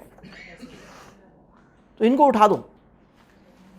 یہ لوگ ان سے کنیکٹ ہوئے، یعنی ان علماء کا ٹائم ختم کر دو جو انسانوں کو مجھ سے نہیں جوڑ رہے، اپنے آپ سے جوڑ رہے ہیں. بہت سخت، بہت ہی سخت کامنٹ ہے. کیوں خالق و مخلوق میں حائل رہیں پردے، اس کا مطلب ہے کہ اللہ کسی پردے کا قائل نہیں ہے. اللہ نہیں چاہ رہا کہ کوئی پردہ خالق و مخلوق میں رہے. کیوں خالق و مخلوق میں حائل رہیں پردے، پیران کلیسا کو کلیسا سے اٹھا دو. حق را بسجودے صنم را بطوافے، بہتر ہے چراغ حرم و دیر بجھا دو. یعنی اس سے مراد یہ ہے کہ خدا کے ماننے والے خدا کی صرف اور صرف خدا کو سجدہ کرنا جانتے ہیں، اور جو صنم یعنی وہ لوگ جو خدا کو نہیں مانتے وہ بھی بتوں کے گرد صرف طواف ہی کرتے ہیں. لیکن ایک ایسے دین کا تصور جو پوری زندگی کا احاطہ کر سکے، ایسے دین کا کوئی تصور ان کے پاس نہیں ہے. یعنی دین کو انہوں نے سجدے تک ریڈیوس کر دیا ہے. ریڈکشنزم جو ہے، یعنی دین کو سجدے تک محدود کر رکھا ہے، دین کو طواف اور سجدے تک محدود کیا ہوا ہے. تو ایسا دین جو ہے، میں نے تو ایسا دین نہیں دیا تھا، میرا دین تو پورا مکمل دین تھا، پوری کی پوری لائف پر چھانے والا اور پوری کی پوری لائف کو اپنے احاطے میں لینے والا دین تھا. تو یہ پیر یعنی حق را بسجودے صنم را بطوافے، بہتر ہے چراغ حرم و دیر بجھا دو. یعنی اگر ایسی سچویشن ہے تو ٹھیک ہے، لوگوں کو یعنی مجھے ایسا ریلیجن نہیں چاہیے، یعنی یہ ریلیجن کم از کم اس ریلیجن کو فیور نہیں کر رہے. اور پھر اس کے بعد اور ایک بہت سخت شعر ہے، میں ناخوش و بیزار ہوں مرمر کی سلوں سے، میرے لیے مٹی کا حرم اور بنا دو. یعنی یہاں ایک بات اور محسوس ہوتی ہے کہ کیپٹلزم کے اثرات حرم کو بھی متاثر کر رہے ہیں، اور جو یعنی اس میں جو ماربل کے ٹائلز ہیں اقبال، اچھا یہ آپ سوچیں 1935 میں تو لگے بھی نہیں تھے، مطلب یا مطلب وہ والے نہیں لگے ہوں گے، کم از کم اموی دور کے ہی لگے ہوئے تھے نا، مطلب یا ٹرکش پیریڈ کے ہوں گے. تو میں ناخوش و بیزار ہوں مرمر کی سلوں سے، میرے لیے مٹی کا حرم اور بنا دو. یعنی یہ اوور آل کہا گیا کہ بھئی یہ لوگ اپنی مسجدوں میں ماربلز تو لگا لیتے ہیں، ٹائلز لگا لیتے ہیں، اور صرف سجدے کو دین سمجھتے ہیں، یعنی صرف نماز کو دین سمجھتے ہیں، اور صرف حج اور عمرے کو دین سمجھتے ہیں.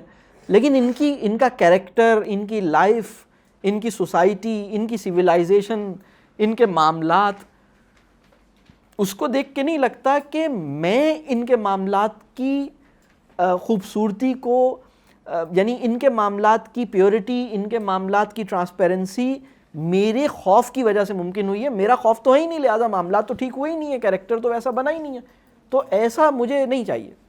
یہ بڑا سخت جو ہے وہ کامنٹ ہے. میں ناخوش و بیزار ہوں مرمر کی سلوں سے، میرے لیے مٹی کا حرم اور بنا دو.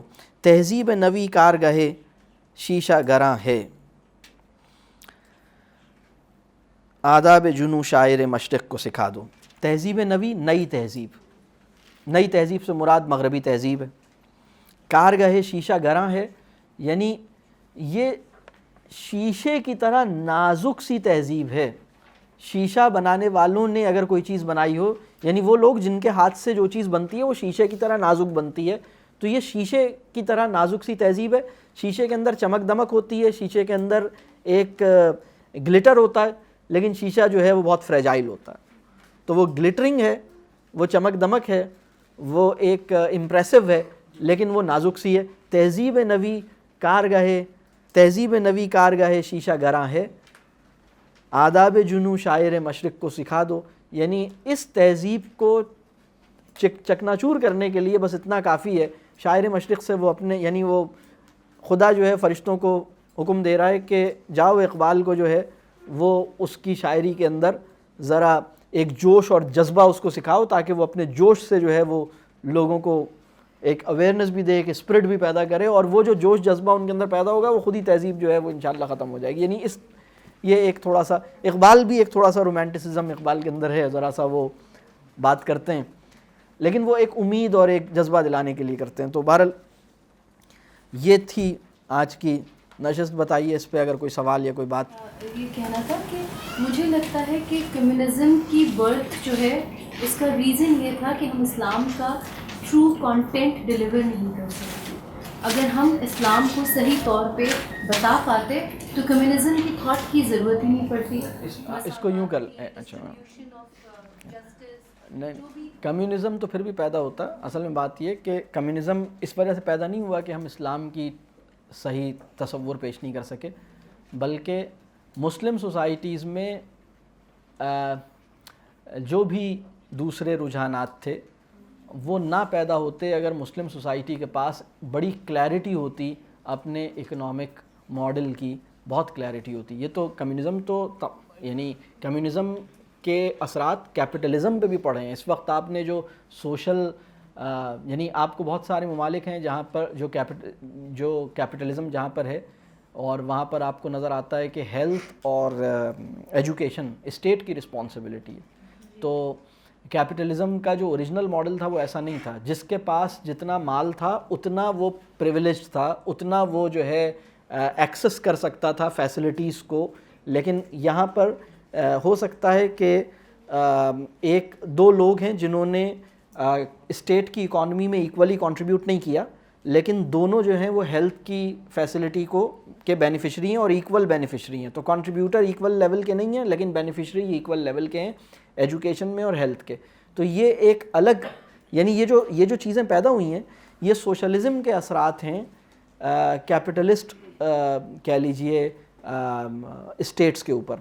اور اس وقت کوئی بھی سوسائٹی یا کوئی بھی کمیونٹی یا کوئی بھی اسٹیٹ ایسی نہیں ہے جس کو ہم in its true sense communist state کہہ سکیں. اس وقت تو کوئی بھی نہیں ہے ایسی.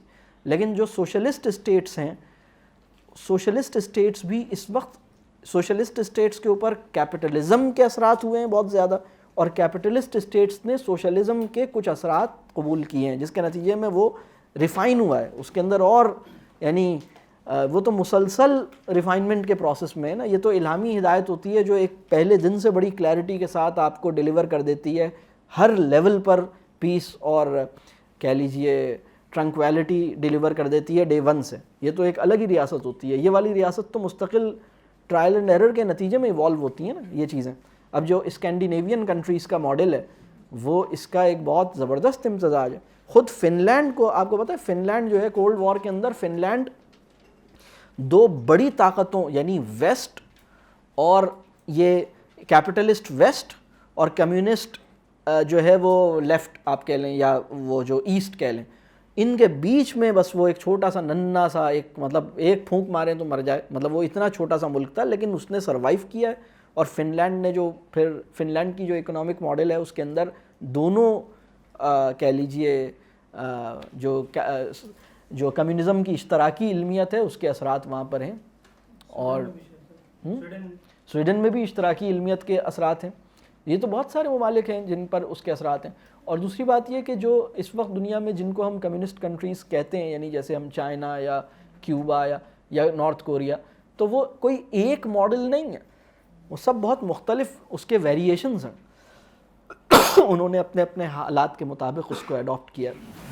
یہ سارے کام اللہ فرشتوں سے کرنے کو کہہ رہے ہیں، انسانوں سے نہیں. آپ ایسا کیوں سمجھتے ہیں؟ پھر آپ نے مثال افغان اور ویتنام کی تو یہ جنگ انسانوں نے کیا؟ نہیں، لیکن ہوا یہ کہ مشیت کو یہ منظور تھا، یعنی غیبی نصرت اور غیبی مدد آئی ان لوگوں کے ایمان، یعنی اس پورے سینیریو میں. اب ویتنامی تو مسلمان بھی نہیں ہے نا، ویتنامی تو ایک الگ ہی، لیکن ان کے اندر ان کے دل مضبوط کر دیے ان کو یقین مل گیا اور انہوں نے اتنی بڑی فوج کے سامنے ٹکر لے لی, اتنی بڑی امپائر کے سامنے. یعنی امریکہ اور ویتنام جو 19 سال جنگ چلی ہے ویتنام اور امریکہ کی, اتنی بڑی سپر پاور جو, اور اس کے بعد پھر وہ وہاں سے نکلا ہے 1975 میں, وہ وہاں سے نکلا ہے اور بہت رسوا ہو کے نکلا ہے. تو یہ اس میں جو پوائنٹ ہے وہ یہ کہ اس میں جو بات کہنے کی کوشش ہے وہ یہ کہ مشیت کو کیا منظور ہے یہ ایک الگ چیز ہے. یعنی مشیت اپنے راستے خود بنائے گی نا, کس طرح سینیریو بدلے گا, کس طرح سچویشن ہوگی, اللہ کی قدرت کس طرح چیزوں کو ممکن کرے گی, وہ ایک الگ ایسپیکٹ ہے. جی اگر اس میں انسانوں سے کہہ رہے ہوتے تو یہ ایگزیکٹلی کمیونزم ہو جاتا, کیونکہ وہ اسی طرح. اچھا ایک بات میں اگر انسانوں سے بھی کہہ رہے ہیں تو بھی کمیونزم نہیں ہوگا اس کی. میں بتاتا ہوں, اس لیے کہ کمیونزم جو ہے وہاں کسی بھی قسم کی اوپر سے جو اتھارٹی ہے اس کو تسلیم نہیں کیا جاتا. یعنی میں ہی اپنا مالک خود ہوں, میں خود ہی اپنا رب ہوں. جو پیور کمیونزم ہے وہ تو اس جگہ پہ کھڑا تھا, وہ اس کو بھی, ریلیجن کو بھی جبر کی ایک فارم کہتا ہے. یہاں تو وہ کہہ رہے ہیں کہ بھائی یہ والا مجھے یہ سنگ مرمر والا نہیں چاہیے, مٹی والا چاہیے, لیکن چاہیے. اور وہ یہ بھی کہہ رہے ہیں کہ خالق اور مخلوق کے درمیان پردے حائل نہیں ہونے چاہیے. اس کا مطلب ہے خالق اور مخلوق کا تعلق بھی ہو. تو ادروائز اگر ہم کمیونزم, اگر ہم اس کے اوپر ایک اعتراض یہ ہوتا ہے, بہت سے لوگ یہ کہتے ہیں کہ یہ پوری جو فرمان خدا ہے یہ کمیونسٹ پرسپیکٹیو ہے, لیکن ایکچولی میں اس کے بارے میں کہتا ہوں کہ اگر لینن مسلمان ہو جاتا تو جو بات آتی ہے وہی ہے. یعنی اگر یہ دیکھیں, یہ آپ نے دیکھا ہے کہ مغرب میں بہت سارے لوگ جب مسلمان ہوئے تو وہ کتنے زبردست مسلمان ہوئے. اسی طرح خود وہاں پر جو آپ کی سینٹرل ایشیا اسٹیٹس, جب وہاں لوگ دین کی طرف آئے تو کیسا انہیں توفیق ہوئی. تو جب لوگ پلٹ کے آتے ہیں تو بڑی کلیئرٹی کے ساتھ آتے ہیں. مطلب یہ تو ایک سمجھ لیں کہ اقبال کا اپنا ایک تخیل ہے کہ اس میں اس نے لینن کو پہلے کلمہ پڑھوایا پہلے شعر میں, اور اس کے بعد سے پھر ساری باتیں لینن سے کروانی شروع کی. تو وہ ایک اقبال کے اندر بہت زیادہ امید اور رجائیت بہت زیادہ ہے. مطلب اقبال یہ دیکھ رہے تھے کہ یہ کیپٹلزم گر رہا ہے تو شاید یہ سب بھی ادھر آئیں گے, وہاں کمیونزم کا مسئلہ, تو سب کی طرف انہوں نے نظر لگائی ہوئی اور مسلمانوں کو بتا رہے ہیں تم لوگ جاگ جاؤ, خدا کے لیے اپنے معاملات صحیح کر لو. یہ سب وہ تو بہت بڑی جمپ لگا رہے ہیں. میں ایک بات آپ سے کہوں, کارل مارکس کے لیے آپ کے دل میں محبت کا جذبہ ہونا چاہیے, کارل مارکس کے لیے بھی آپ کے دل میں, اور جو ایک سچا کمیونسٹ ہے اس کے لیے آپ کے دل میں ہمدردی اور محبت کے جذبات ہونے چاہیے, کیونکہ وہ ایک مقدس آدمی ہے جو بے لوث ہو کے کسی کاز کے لیے قربان ہونا چاہتا ہے. وہ جبر کے خلاف ایک آواز اٹھاتا ہے. بس پوائنٹ یہ ہے کہ وہ جبر کے خلاف جو آواز اٹھا رہا ہے وہ اپنے پرسپیکٹیو میں اٹھا رہا ہے. اگر آپ کا جو پرسپیکٹیو ہے وہ زیادہ کمپلیٹ ہے, وہ ایک فیضان سماوی سے منور ہے, وہ ایک ڈیوینٹی کے ساتھ کنیکٹڈ ہے, تو آپ اصل میں ہم ان کے لیے ہمارے دل میں ایک ریگارڈ ہونا چاہیے. میں یہ بات کہہ رہا ہوں. وہ ایک بڑا آدمی ہے, مطلب کارل مارکس ایک بڑا آدمی تھا, یا یہ لوگ بھی بڑے آدمی تھے. ان کی بہت ساری چیزوں سے آپ اختلاف کر سکتے ہیں. لینن کی تو خیر لینن کے ساتھ تو اختلاف کے بہت سارے حوالے موجود ہیں, وہ میں ابھی ذکر نہیں کر رہا. یعنی لیکن تو یہ بھی جو پورا بیانیہ ہے, آپ اسے یہ نہیں کہیں کہ یہ ان کا نیریٹو ہے. یہ تو اقبال نے مسلم امہ کو ایک چیز جگانے کے لیے استعمال کیا ہے. اقبال تو آپ شیکسپیئر کے اوپر اقبال کی ایک نظم ہے, زبردست نظم. اقبال نے میسولینی کے اوپر لکھا, اقبال نے کارل مارکس کے اوپر لکھا, اقبال نے کس پہ نہیں لکھا. مطلب کتنی ساری چیزوں پہ اقبال کی تو بہت سارے موضوعات ہیں. تو یہ استعمال کیا اقبال نے اپنی, اقبال نے کہا اچھا چلو بھئی یہ بھی ایک, اس کو ہم ادھر ایسے استعمال کر لیتے ہیں. تو آپ کو نہیں لگتا کہ جو جتنا انہوں نے لینن نے جو بیان دیا اللہ کے حضور میں, یہ سارا جو ہے کیپٹلزم کے خلاف دلائل تھے, پھر جہاں اللہ سبحانہ تعالیٰ نے جو آرڈر جاری کیے وہ تو کمیونزم کے حق میں آ گئے؟ ایسا نہیں ہے, کیونکہ مجھے تو نہیں لگ رہا ہے. ایک بات سمجھنا, ہمیں اس بات کو جان کے کسی درجے پر خوشی ہونی چاہیے کہ کیپٹلزم سے جتنی بیزاری ہمیں ہونی چاہیے اس سے زیادہ کمیونزم کو رہی ہے. ہمیں یہ بات جان کر کسی درجے پر خوش ہونا چاہیے کہ کیپٹلزم سے بیزار ہونے اور بیزار کرنے کا جو مزاج کمیونزم کو ملا تھا وہ, اور ہمیں اس بات پہ افسوس ہونا چاہیے کہ ہمارے اندر وہ مزاج کیوں نہیں پیدا ہوا. ہم نے کیپٹلزم کو اس طرح کیوں نہیں پہچانا جیسے کمیونزم نے ہم سے پہلے پہچانا؟ ایک بات تو میں یہ کہہ رہا ہوں. دوسری بات یہ کہ کیپٹلزم کی کا رد اگر کمیونزم دے رہا ہے تو وہ رد بنیادی طور پر دیکھیں وہ رد غلط نہیں ہے. اب رد کی بنیاد غلط ہے. رد کے نتیجے میں جو اس نے سلوشن دیا اس میں ہمیں وہ ہمارا اور اس کا ڈفر ہے. لیکن یہ بات تو صحیح ہے کہ کیپٹلزم یعنی اسلام کوئی کیپٹلزم کے فیور میں تھوڑی آیا ہے. یعنی اسلام کا مقصد یہ تھوڑی ہے کہ کیپٹلزم کی سائڈ لے. اسلام نہ کیپٹلزم کی سائڈ لے گا نہ کمیونزم کی سائڈ لے گا. لیکن اگر کیپٹلزم ایک بڑا مسئلہ ہے اور اس کا رد کمیونزم نے دیا ہے تو ہمیں اگر ہم اس کو ایک نظر دیکھیں تو یہ غلط نہیں ہوگا. اچھا اس میں یہ ہے کہ اسلام ہمیں یہ بتاتا ہے کہ اپنی جو خواہشات ہیں اس پر قابو رکھو. جو کیپٹلزم ہے وہ مطلب انسان کی جو خواہشات ہیں اس کو ضروریات بناتا ہے کہ تمہارے دل میں یہ خواہش ہے تمہاری ضرورت ہے. تو مطلب یہ اس کی بنیاد ہے کہ کیپٹلزم کا یہ بہت اہم بات, یہ بہت اچھی بات بتا رہے ہیں کہ کیپٹلزم جو ہے وہ آپ کی خواہشات پر ضرورت کا گمان آپ کے اندر پیدا کرتا ہے. آپ کو ہر خواہش ضرورت لگتی ہے. اور اسلام جو ہے وہ یہ کہتا ہے کہ بھئی اپنی خواہشات نفس کو قابو کرو. اپنی خواہشات حب مال جو ہے, کیا دین حب مال جو ہے وہ دین اور ایمان کا بڑا دشمن ہے یا نہیں ہے؟ حب مال جو ہے وہ بہت بڑا مسئلہ ہے نا. تو ہماری پوری دینی روایت میں حب مال ایک بہت بڑا مسئلہ ہے. اور کیپٹلزم پیدا ہی حب مال سے ہوتا ہے. کیپٹلزم جو ہے وہ مال کو بڑھانے کی کوششوں کے اندر جو نظام بنتا ہے اس کے نتیجے میں وجود میں آتا ہے. تو ہمارا جو میں نے بالکل شروع میں بتایا تھا کہ ہمارے اکنامک ماڈل کی یہ 2-3 بنیادی باتیں جو اس میں سے, تو یہ بات بالکل صحیح ہے. آپ حضرت عبد الرحمن بن عوف اور حضرت عثمان غنی بہت مالدار لوگ تھے لیکن وہ ویلدی تھے, کیپٹلسٹ نہیں تھے. کیوں نہیں تھے کیپٹلسٹ اگر وہ اپنے مال کو بڑھانے کی فکر میں انہوں نے کوئی سسٹم نہیں بنایا ہوا تھا. مال کو بڑھانے کی فکر اور مال کو بڑھانا, ان کی تجارت کا مقصد اپنے مال کو بڑھاتے رہنا نہیں تھا. بہت اہم بات ہے یہ. حضرت عثمان اور حضرت عبد الرحمن بن عوف کے بارے میں آتا ہے کہ کئی دفعہ ایسا ہوا کہ انہوں نے اپنا پورا مال دے دیا, پھر اللہ نے دوبارہ ان کو مال سے بھر دیا. وہ ان کے پاس مال آتا تھا اور پورا مال وہ راہ میں لگا دیتے تھے, کسی نیک اللہ کی راہ میں لگا دیتے تھے. اتنا تو آج آپ کو وہ تو 1% پروفٹ کا CSR ایکٹیویٹی میں آپ بمشکل لگاتے ہیں. وہ بھی اس کا بھی ایک پورا میکینزم ہوتا ہے کہ اس کا الٹیمیٹ بینیفیشری آپ ہی ہوں. جی ہاں سر, آپ کو ایسے نہیں لگتا کہ مسلم امت جو ہے, سر ہم تو نہیں ہے, پاکستان تو نہیں ہے, عرب اور سب ہم تو فکری طور پہ ہم لوگ بانجھ سے ہو گئے ہیں. کیونکہ جب وہ خلا رہ گیا تھا, جیسی کمیونزم آیا یہاں بھی آپ کو پتا ہے ایران میں بھی ہر جگہ اس کو فوراً ایکسیپٹ کر لیا گیا.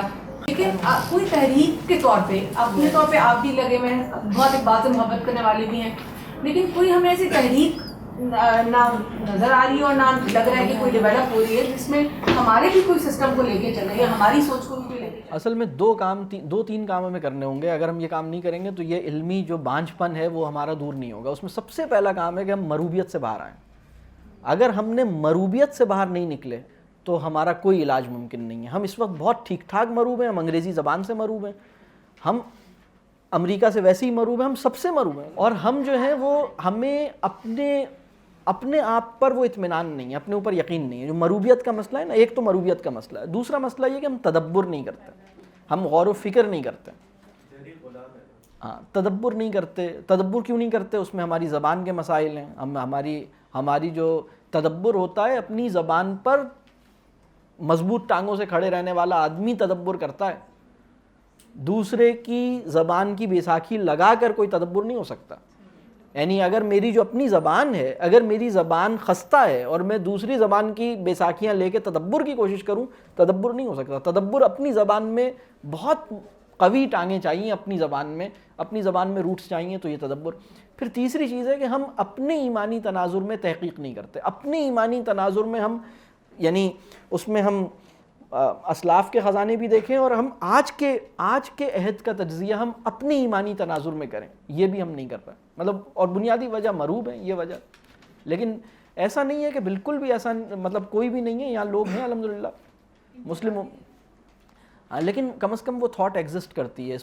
اس پورے ماڈل, اس پورے کیپٹلزم ڈسکورس کو کویسچن کرنے والی پیور ایکیڈیمک مینر میں یہ ایکیومن اور یہ کیلیبر اور یہ اسٹرینتھ والے لوگ الحمدللہ اس وقت ایگزسٹ کرتے ہیں مسلم امہ کے اندر. ایسا نہیں ہے کہ نہیں, الحمدللہ.